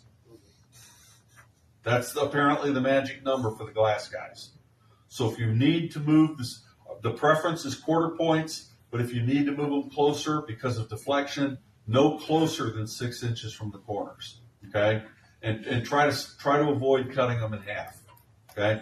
I always ask the guys, why do you cut them in half? Well, we're afraid we're going to run out, okay? Do you ever run out of glass? Yeah. Too often. That's the problem. Sometimes. Setting blocks, the number of setting blocks your company's providing should be based on the number of lights of glass. That's a pretty simple thing to figure out, right? If you got 100 lights of glass, how many setting blocks do you need to have? 200. And they come in bags, don't they? How many of them in a bag? 100 in a bag? 50 in a bag? I don't know what the hell it is. But usually you're going to have more than, ideally you're going to have more than what you need, okay? Some of the guys will say, yeah, I cut them in half because I'm afraid we're going to run out or whatever. And I guess that's a legitimate concern. But if you're going to do that, be thoughtful about how you do that. If you're going to cut them in half, you do that on the smallest lights of glass you got. And just be ready in case something goes wrong. But ideally, you want to use the full-length setting blocks. Now, on the other hand, other guys have told me that the day after they graduated from high school, they got a job working as a glazer. And they didn't know anything, right? They didn't know anything. And so the foreman put them in charge of cutting the setting blocks in half. They had a big box full of setting blocks. Here, you just sit here. Just keep your mouth shut. You know, don't be annoying. Don't smoke any pot. Don't be drinking on the job. And just sit here and cut these setting blocks in half. And he didn't know why he was cutting them in half. And probably the guy that told him to do it didn't know why he was telling him to cut them in half. So that guy now spends the rest of his career as a glazer doing what? Cutting them in half. We call that tribal knowledge. Okay? Tribal knowledge. That's something that's just passed on. He had no idea why he was doing it. He just thought that was what you did. I could get paid, X number of dollars an hour to sit here and cut setting blocks in half all week. Okay? But again, I'm just trying to explain why these kinds of things, which seem unimportant, actually can be important. And you can, take that information for what it's worth, okay? What's this thing? Anti-walk blocks. Anti-walk blocks. Some people call them W blocks. Some people call them glass shift arresters. What do they do? Based on all of those descriptive names, what do they do? Keep the glass from sliding. Yeah, over time, what can happen, depending on a lot of different variables, glass can want to shift sideways in the glass pocket over time. And there's room for it, right? We've got that deep pocket. And if the glass walks into the deep pocket, what happens on the shallow pocket side? It comes out, and you got an opening there for free flow of air. Or at the very least, it's shifting far enough to where your spacer and your IGUs are exposed. Okay, what causes that? It can be a lot of things. In California, it can happen after an earthquake. Okay, not so much in places where you have earthquakes. It tends to be caused either by noise vibration, airplanes, trains, trucks going by. Noise in the shop can cause the glass to vibrate. If you're close to the busy street and there's a pothole, every time a truck goes over the pothole, everything shakes, the glass will shift sideways. Just as an example of what occurs, Our current corporate headquarters is in a high-rise building in downtown Atlanta.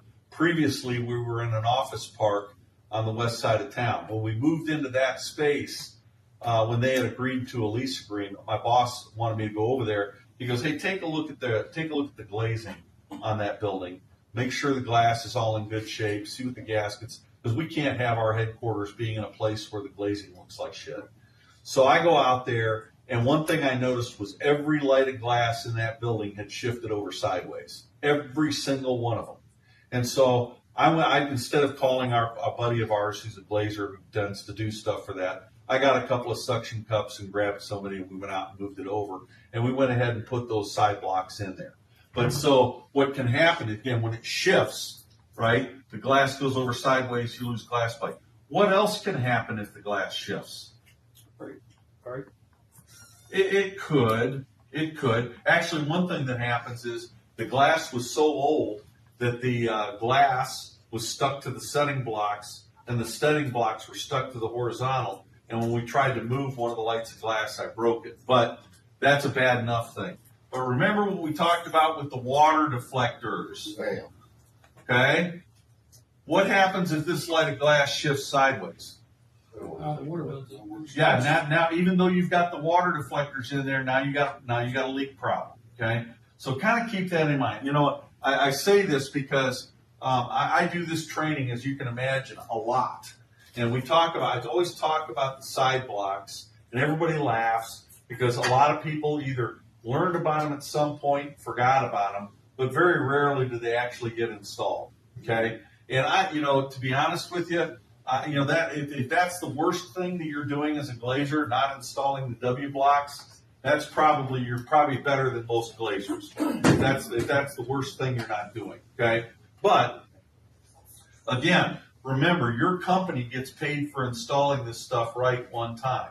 If you've installed a project and they ask you, hey, the glass is not installed properly, blah blah blah, and you send a crew of guys out there, if all they do is take the gasket out, lift the glass up, recenter it, and stick the gasket back in, what do you think is going to happen the next time? It's just going to keep happening over and over again. You haven't. All you've done is treat the symptom. You haven't cured the disease.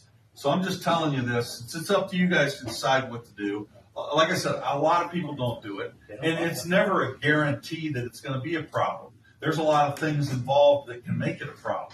It's just so none of us have any control over those things. So really the best thing to do is to install them. And the rule is 1 per deep pocket per light. And remember, at one end of the storefront or the other, you're always going to have 2 deep pockets facing each other. Okay? The only pain in the ass it is for the guy that has to remove the light of glass because he's not going to know anything's in there, right? He's going to be, this glass ain't moving. You got to how do you get these out, you know? Pull the rubber and get a pick or something like that and slide them down. Yeah, just pull the rubber out, get one of those little hooky tools. I've got one that's like got a screwdriver handlebar, but it's just got a hook on the end of it, and just slide it down to the bottom and pluck it right out. Okay?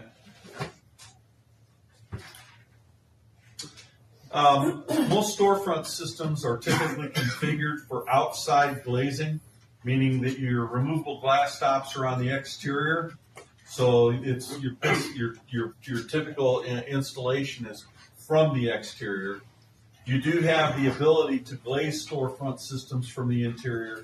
You just have to reconfigure the mullions to allow you to do it. And so what we're showing here is if you want to be able to glaze from the outside, you can. Basically what you're going to do is take the common details and turn them upside down and inside out. You're still going to need the sill at the sill so you can do this, right? But when you install it, you just snap this in. Now you've got, when you go to set the glass, this is already in. Now your glass stops are at the top of the glass on the inside, okay? So you can do that.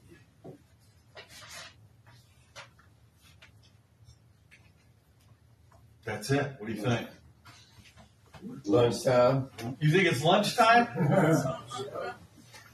It's not even 11:30 yet. I'm still digesting breakfast.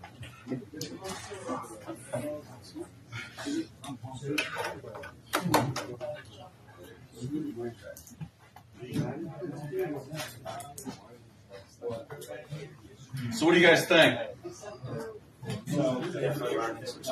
Did you, hey, guys in the back, did you guys learn anything today? Okay.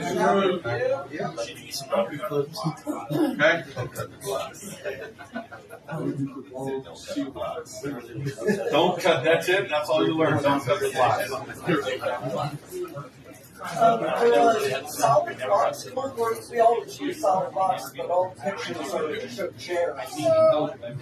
Chairs, oh, they're where they're hollow on the underside?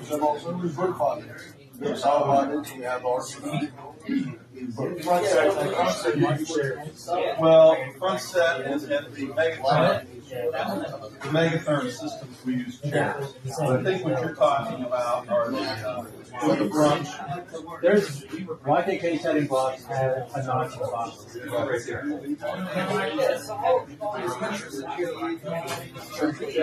Yeah. We use a different type of machine. Yeah, the reason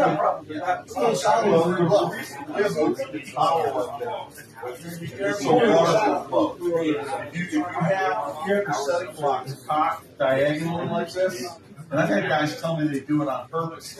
They cock them diagonally, and the reason that they do that is because, hey guys, listen up for just a second. So the question came up about the setting blocks. One thing that you need to make sure you're keeping your eye on the ball with is that when you have insulating glass, you need to make sure that when you're positioning the setting blocks underneath the glass, that the setting block is supporting both the inboard and the outboard light of glass in that insulating unit, okay? And the reason I point that out is because sometimes when guys are installing these, they might bump or misposition the setting blocks. And then when they set the glass down, they've got the setting block either too far back or too far out, and either the inboard or the outboard light in the insulating unit is not supported. And what will happen is, over time, that'll cause that light to shear off and down, okay? So that said, I had one guy I was training one time, he said that when he installs his setting blocks, he kind of cocks them diagonally a little bit. That way he felt like he was always getting both the inboard and the outboard light supported. There's a couple of problems with that, okay? One problem is you're restricting the amount of coverage that you get with the setting block. So it's not covering as much of the bottom of the glass, so it tends to be concentrating the load. The other is by cocking it diagonally like that, you might actually be damming up the glass pocket and not allowing the water to flow to the water deflectors, okay? That's why our setting blocks have that channel underneath them, is so that you can't get water trapped in between the setting blocks. So the setting blocks need to be parallel with the plane of the glass, but you need to make sure that you're focused on making sure both the inboard and the outboard light are supported by the setting block, okay? Good deal.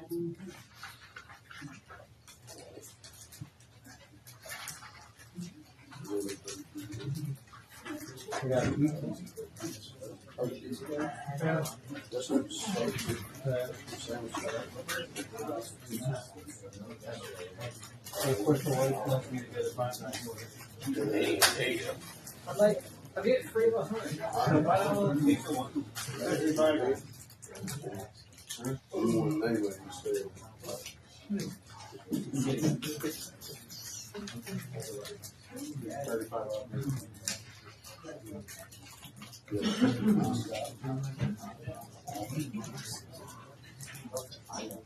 Okay, this will be real fast, and this will probably get us right up against lunch. I've never had a request to talk about this, but I think Jody asked me to talk about our YES20 storefront system. You guys know what that is? Yeah. It's actually a sash. It's not really, we call it YES20 storefront, but it's not really a storefront. It's actually what we call a sash, okay? What a sash is it's an aluminum frame that holds glass, but that's all it does. It doesn't manage water. You can't put doors in it. It doesn't really do anything other than hold glass. And so, like this opening right here, in theory, except that you have vertical mullions, that in theory could be sash. Actually, if you go out in this hallway, I don't know what there is. There's a piece of frosted glass set in a square opening. It actually has some of this sash on it. So that's what it's for. It's intended for interior applications, just for holding glass. And I'm just bringing it up. And again, like I said, I was asked to talk about it because I guess you guys probably install some of it in interior applications. There are no mullions for this. All it is head, sill, and jamb. Okay? The only accessory items that we have for it are gaskets and setting blocks. Okay?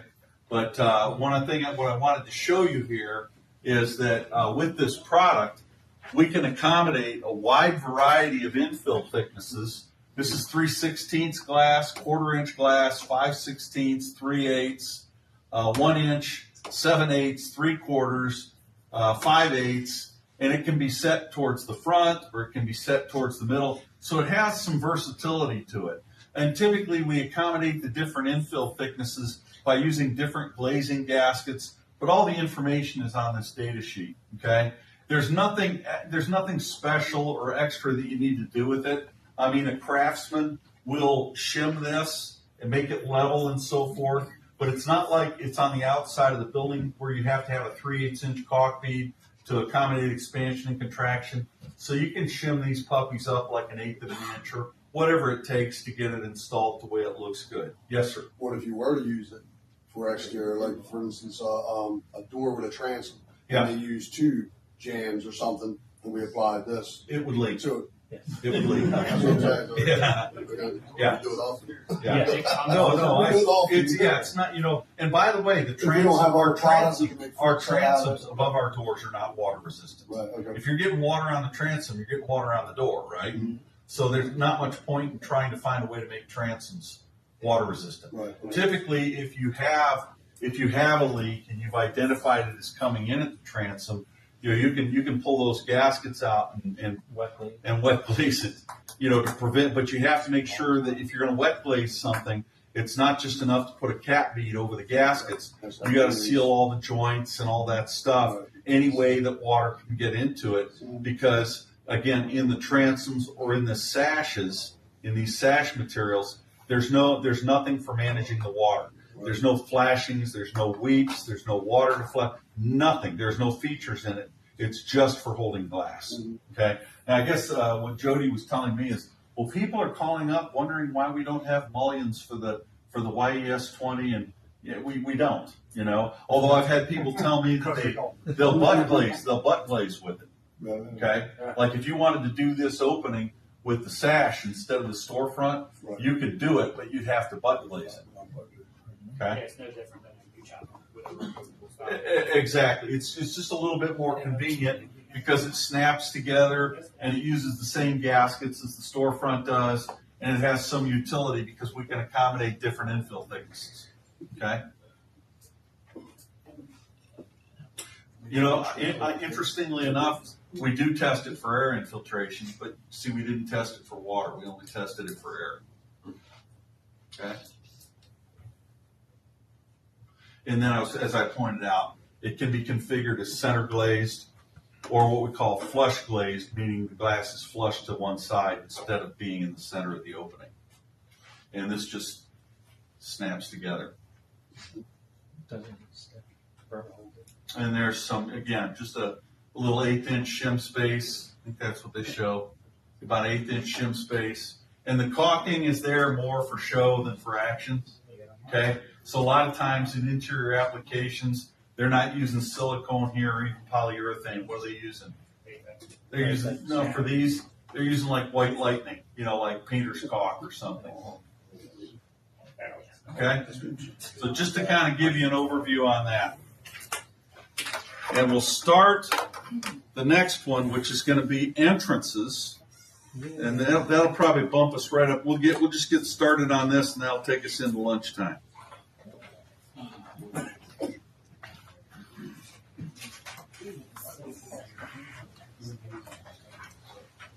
We got a fire rated door now?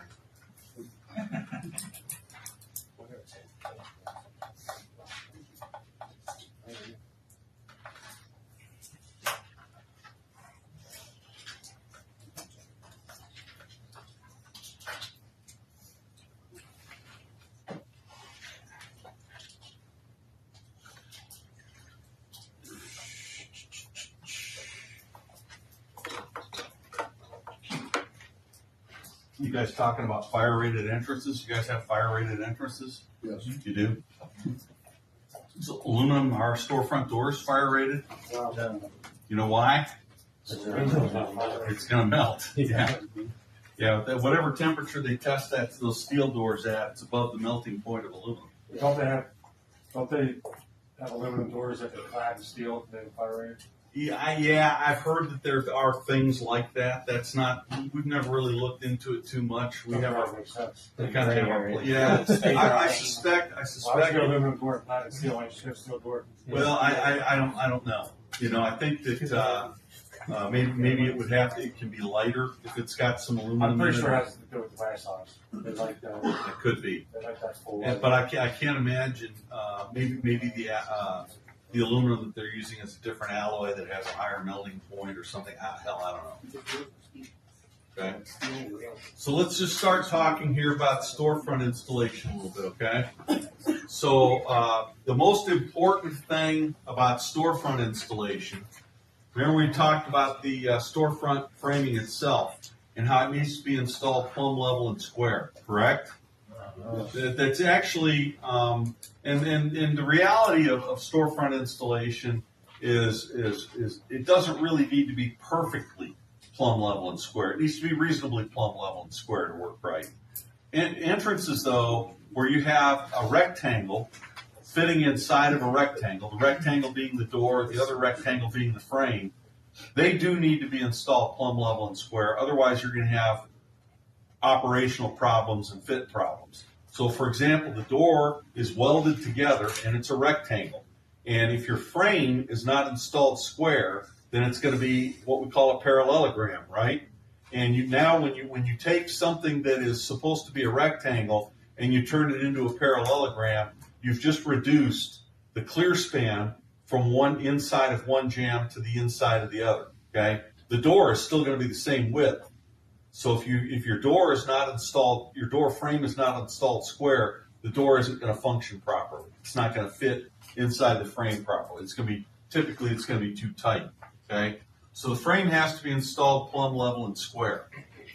In the old days, before we had the lasers that you guys have now, we had to use this tool right here. You guys know what that is? Plumb bob. Anybody here still have one? I got one. It's kind of cool looking. My wife saw it the other day. What the hell is this? None of your business. I take it now. She's wondering what the hell it is and what I'm doing with it. So if I actually had to explain to her what it was, her eyes would start glazing over and she wouldn't care. Okay, but it's kind of cool looking because it's brass and it's pointy and it's shiny. And it's like, give me that. What are you looking? What is that? None of your business. Anyway, that's a plumb bob. So in the old days, what you would do is you put that on the top of the door jamb or on the header and let it hang down, and gravity would pull this string always to being straight, right? And you could use that to see whether or not your frame was installed plumb. Nowadays, what do we use? A rock. You could do. That's what you, Fred Flintstone? No, you could use it. You use a, he uses his eye. You must have a good eye. I wear contact lenses. But nowadays, you guys have lasers, right? And I actually have. When I was hanging pictures in my house, my wife would say, "Hey, we need to hang these two pictures in the living room." And every time I hung pictures, I always hang one up high and the other one down low. And she goes, "Why do you always hang pictures like that?" The reason is because I can never get them to line up across the top until I got my own laser. So now if my wife wants the pictures hanging all nice and neat across the top, I have a laser for letting me do that. But it's obviously a very good tool for making sure that you guys get your frames installed plumb level and square, and for your door frames too. But in the old days, we would use plumb bobs and we would measure diagonal corners. We'd measure this dimension here, A, from the upper left corner to the lower right corner, and dimension B from the upper right corner to the lower left corner. And if your frame was square, then A would equal B. If A didn't equal B, then the frame wasn't square, right? Yeah. Okay. Now, we talked about the fact that we have to shim our storefront frames, right? And the reason is because the general contractor, when we're talking about a long run of storefront, very rarely can they actually produce a perfectly level opening. correct? We're all in agreement on that. The problem that we have with doors is that we cannot shim the door jambs. Why can we not shim the door jambs? They have to be hard now. Threshold. Yeah, we've got a threshold, and if you shim the door jamb up, where does the threshold go? You have to shim up. The threshold goes up, and then what happens to your ADA compliance? Out the window, okay? And I know what you're going to say because you've already said it. You think I exist in this crystal palace somewhere, where the reality of the world doesn't impose itself on my day-to-day happiness. Well, I get the reality of it, but what I'm telling you is you have a choice. You can either make the general contractor provide you with a door opening, and that's not the entire run of the storefront. That is a 6 foot or a 3 foot wide space that is level. Otherwise, the only other option you have is to shim the door frame to make it square, and now you're in violation of the ADA. No. Okay? So again, I'm leaving it up to you. I'm just telling you that you're going to deal with it however you want to. My recommendation is that you give the general contractor the opportunity to make the opening right. Okay? Now, whether that means your project manager sends the general contractor an email saying, hey, for my guys to just listen to me. Go ahead, mock me. Mock me. You got to touch the subject now. Okay, I don't know, or however it's done here. Okay, somebody again, it's a matter of what I find in my experience is when you confront an architect or a general contractor with their answer to you is make it work. I don't care.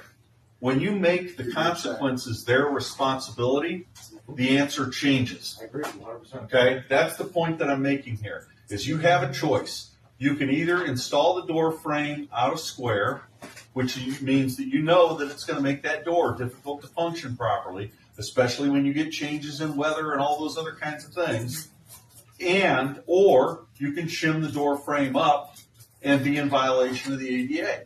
Okay? If responsibility for those consequences become the general contractor's responsibility, he may think differently about having somebody come out and grind the concrete down for you.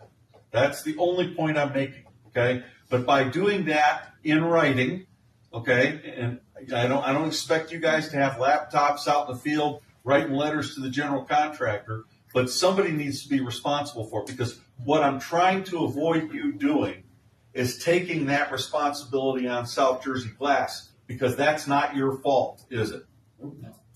Okay?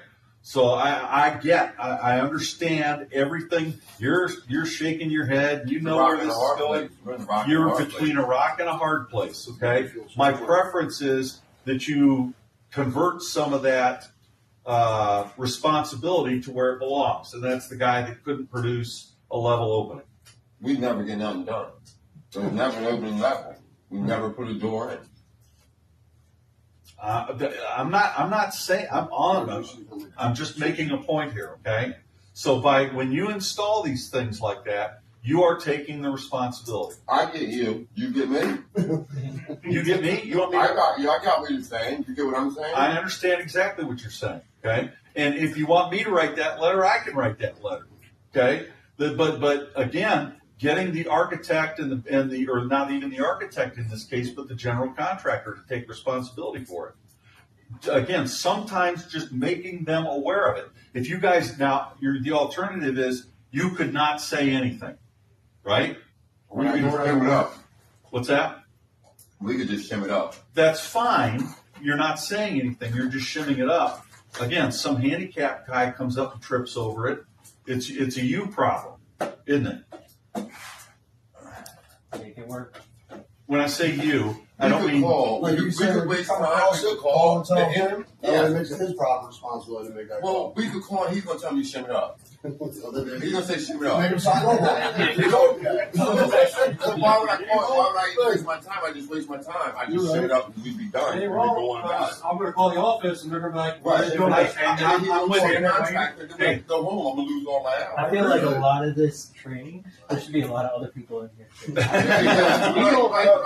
Just saying, I said all of them are here. I believe the office people should be in this class. That's what the guys said yesterday too, and I get that. Okay, all I'm doing is sharing Yeah, we're information. not lying. Okay. We're all in agreement. All I'm doing is sharing information with you. We got it. I get it, but again, the reason that I'm here is to make sure that you guys understand this. Yeah. What you do with the information is up to you. I do the same thing when I'm talking to architects. I tell them, don't do this foolish thing.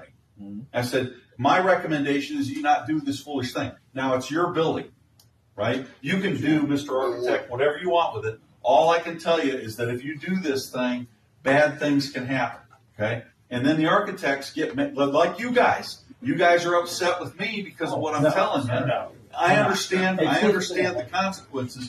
I get the same feedback from architects when I tell them these things, and it's like they were happy being ignorant. Okay? And I tell the architects, hey, look, I'm just sharing the information. You can build this building however you want to, but don't come to me when you've got condensation issues because you put brake metal flashing underneath our firmly broken storefront system. It ain't a problem until it's a problem. Okay? It's not a problem until it's a problem. Rules only apply Exactly. when Yep. it suits them. So I'm just sharing the information with you guys, okay? Yes, sir. I get it. Okay? Again, door jambs and thresholds should be on the floor. And typically, again, even though the storefront doors themselves are not weather resistant, we do want to make sure that we can't have moisture migrating in under the thresholds. So run a couple of pretty healthy caulk beads inside and outside under the threshold and bed it on down. I'm not too worried about these caulk beads tearing because your threshold is typically only going to be 3 feet, 6 feet long, something like that. And you're not going to have expansion and contraction issues typically for something like that. Adjustability of the doors. My favorite method of hinging the doors is the offset pivots. Okay, and people have different favorites that they like for different reasons. Mine is more based on the fact that I think they're pretty easy to install. Number one guy can hang an offset pivot door. Although I've seen these things where they have this thing now where you can mount the door on this thing that holds it in place while you're putting in the screws for the butt hinges. Have you guys seen those things? That's like a jack one, right? What's that? It's like a jack. Yeah. So that's pretty cool. But I don't have one of those. So what we have the offset pivots. And what I like about the offset pivot, in addition to being easy to install, is we have this little screw in the top of the pivot. And what does that screw do? Just No, the screw doesn't adjust anything. Just a fancy. It's just a fancy cover plate Well, take that. for the Allen screw that's down Yeah, underneath right. it. But I've had people call me and say, hey, I turned that screw and nothing happened. Okay? Hey, you got to take that screw off. I thought that's what now. Yeah. Look up. And underneath there is, what is it, a 3/16 Yeah. Allen. And if you tighten it, it'll actually raise the door up on the hinge side. Okay, if you loosen it, it can lower the door on the hinge side. That's the only hinging hardware option that we have where you actually have adjustability on the hinge side of the door. Okay, the continuous hinges, the butt hinges, you don't have any up and down adjustment with those on the hinge side of the door. Okay, now, again, this is just kind of demonstrating. Everything tears them up. I mean, like saw everything. You always replace The them. offset pivots. Yeah. Yeah, and I'm glad you said that.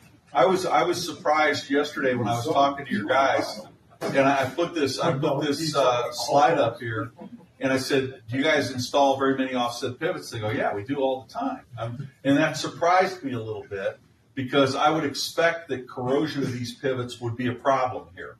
Okay. It is. I was curious if we get to replace them. It's down to Well, yeah. you know, that's fine. But when you look at it from the perspective of the long-term durability of the product, let's look at it that way. That's why up in the Northeast and across the upper Midwest, I tend to see more butt hinges, because that bottom butt hinge is not located on the floor, is it? It's kind of up a little bit higher, okay? And so the butt hinges tend to be more popular, you know, in this area and that's why I was kind of surprised. Now, down where I'm from in Atlanta, they like the offset pivots. But we don't have to deal with salt and stuff like that on the sidewalks in the wintertime, ice. We don't have to worry about heave. We don't have to worry about all of these different things that are more of a regional issue. But again, regardless, I still like the adjustability up and down of the offset pivots. Okay. We also have adjustability up and down on the lock side of the door too, don't we? Yeah. Okay. So yeah, up on top of the top rail, there's a little screw up there, and this is just showing you that's the adjustment for the bottom pivot. For the top of the door, they're showing a screwdriver up here. What that screwdriver is going into is there's a little Phillips head screw up here. This is in the right inside the top rail of the door and this is the top rail here. This is the hinge or the lock style over here, or the meeting style. Okay, what's on the other end of that screw? Yeah, there's a little white rectangular nylon block. Okay. Now, when we glaze doors, are we putting two setting blocks underneath that leaded glass? No. We're doing what they call corner blocking, okay? That's how they glaze windows too, casement windows at any rate. And so typically what you're doing is you're going to have a setting block on the hinge side of the door, and the weight of the glass is resting on that setting block on the hinge style of the door. Up here on the lock style or the meeting style of the door, there will be a rubber block or a plastic block attached to the door, and the glass rests weight-wise on this bottom block, and it just kind of leans against this block on the side, right? And what that allows for is a little bit of space between the bottom of the glass light and the top of the bottom rail. You with me so far? Okay? So when we have this screw up here in the top, that's this one. On the other end of it is that white nylon block. And so what you're going to do is when you glaze the door, you tighten that screw to where that nylon block is touching the top of the glass. Then when you hang the door, by the way, do you guys glaze the doors here, or do you glaze them in the opening? Here. You glaze them here. So you're having to do this adjustment all the time in the field. Okay? Some guys glaze them in the field, which still they're going to have to adjust them. At any rate, if the door is dragging on the threshold and you need to adjust it up, you tighten that screw. It pushes down on the nylon block. And since there is no setting block underneath the glass, it causes this style to lift up. Okay? Conversely, if you're rubbing against the header, you can loosen that screw, kind of tug down on the door a little bit, because the glass stops are providing friction enough to hold that style up. Pull down on the door a little bit, and it'll stop rubbing against the header. Okay? I did this in a restaurant one time. My wife and I were waiting to get into a restaurant, and it was one of those little places, and we walk in, it's going to be 10 minutes. You can have a seat in 10 minutes. And there's all these other people sitting there. And as people are opening and closing the door, it's rubbing on the threshold. Every time they open it. And I'm like, I can't do this. I get up, and I sometimes you don't even need a screwdriver, right? If you grip that screw tight enough and give it a couple of turns, right? All you need is just a little bit to get it up. And so of course, everybody's watching me do this. All the people that are sitting there, my wife is giving it one of these things. The girl behind that's doing this, the welcome person there, and I'm up there doing this, and I open the door and I let it close, no more squeaking. And I get an ovation. Hey! And my wife is still doing this. And the girl behind said, hey, how about free dinner for one of us here? She's going, no, free dinner for you. 10 minutes. So at any rate, that allows. Now that said, that adjustment ability, that can be compromised, can't it? Okay. Well, what kinds of things can compromise our ability to have that adjustment? If it's an IG unit, you spread too hard, you'll bend the nylon. Yeah, which I didn't realize that was a problem until I talked to you guys yesterday. All the time. Well, yes and no. So that nylon block is rectangular. If you have monolithic glass, you need to turn that block so it's parallel to the glass. If you have insulating glass, you need to turn it to where it's perpendicular to the glass. Now, what you guys were telling me yesterday is if you have insulating glass and you turn that, it will bend and still push the spacer in. Said they're not very strong. Yeah, I have never pushed down on it. I know exactly. I can picture in my mind what you're talking about.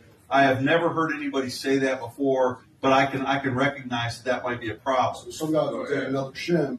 Yeah. Put it underneath it, top of glass, or What I would rather do is go to my door product engineer and have him go to purchasing and find us a better part for up there. And again, I don't know what our competitors do. Conair's nylon block is round. yeah. You can't get it from the top of the door. You have to take the glass top off. And Yeah, you gotta take Really? Yeah. Well, then you know what? Old Conair's, they had the screw still. But the newer ones are going to. Well, that's not all bad either, because one thing I've run into with these is, you guys ever have doors where they put mag locks in the top rails? And Where's the mag lock go? Right there, right where the screw. So that can be a problem. Also, we have hurricane impact doors, and our hurricane impact doors are all structurally glazed. So by virtue of the fact that we've got structural silicone, there's no adjustment there. So what those guys have to do is they almost have to glaze the doors standing up. So they'll put the door in the frame and stand it up, and they'll put a block underneath it to support it up a little bit. Then they'll do the glazing. When it cures up, hopefully then they've got it, to where, because with that silicone in there, they can't adjust it. Okay. The other thing that makes it a problem is if you have cross rails in the I was door. just gonna say, if you have a mid rail, right? Would you agree it's kind of a waste of time to even have that there? Because say you have a wide style mid rail, you're not shipping that door like that. You can get a little bit. I think I would agree with him. I think if you can get anything, a lot of times it's enough. Yeah, like a narrow style door, you get a I said quarter wide inch. style. I said a wide style. No, but I'm saying if you're doing a narrow, you can get a quarter inch out of it. If you're doing a wide style with a mid rail, you might only get a 16 rack out of it, but sometimes that's all you need. Right. Yeah. If it was installed from a square. Yeah. If it was put in wide on style a too. square, you wouldn't have to adjust it at all. Okay. And that's all. Oh gosh, guess what? It's time. Let's take lunch. So first of all, let me make sure lunch is even here. I believe it is. So you know that. So Danny's the man. So He's always ahead of us. guys, I'm gonna call it 12 o'clock right now. Yes. We'll start back up at 12:45. Okay. 12:45.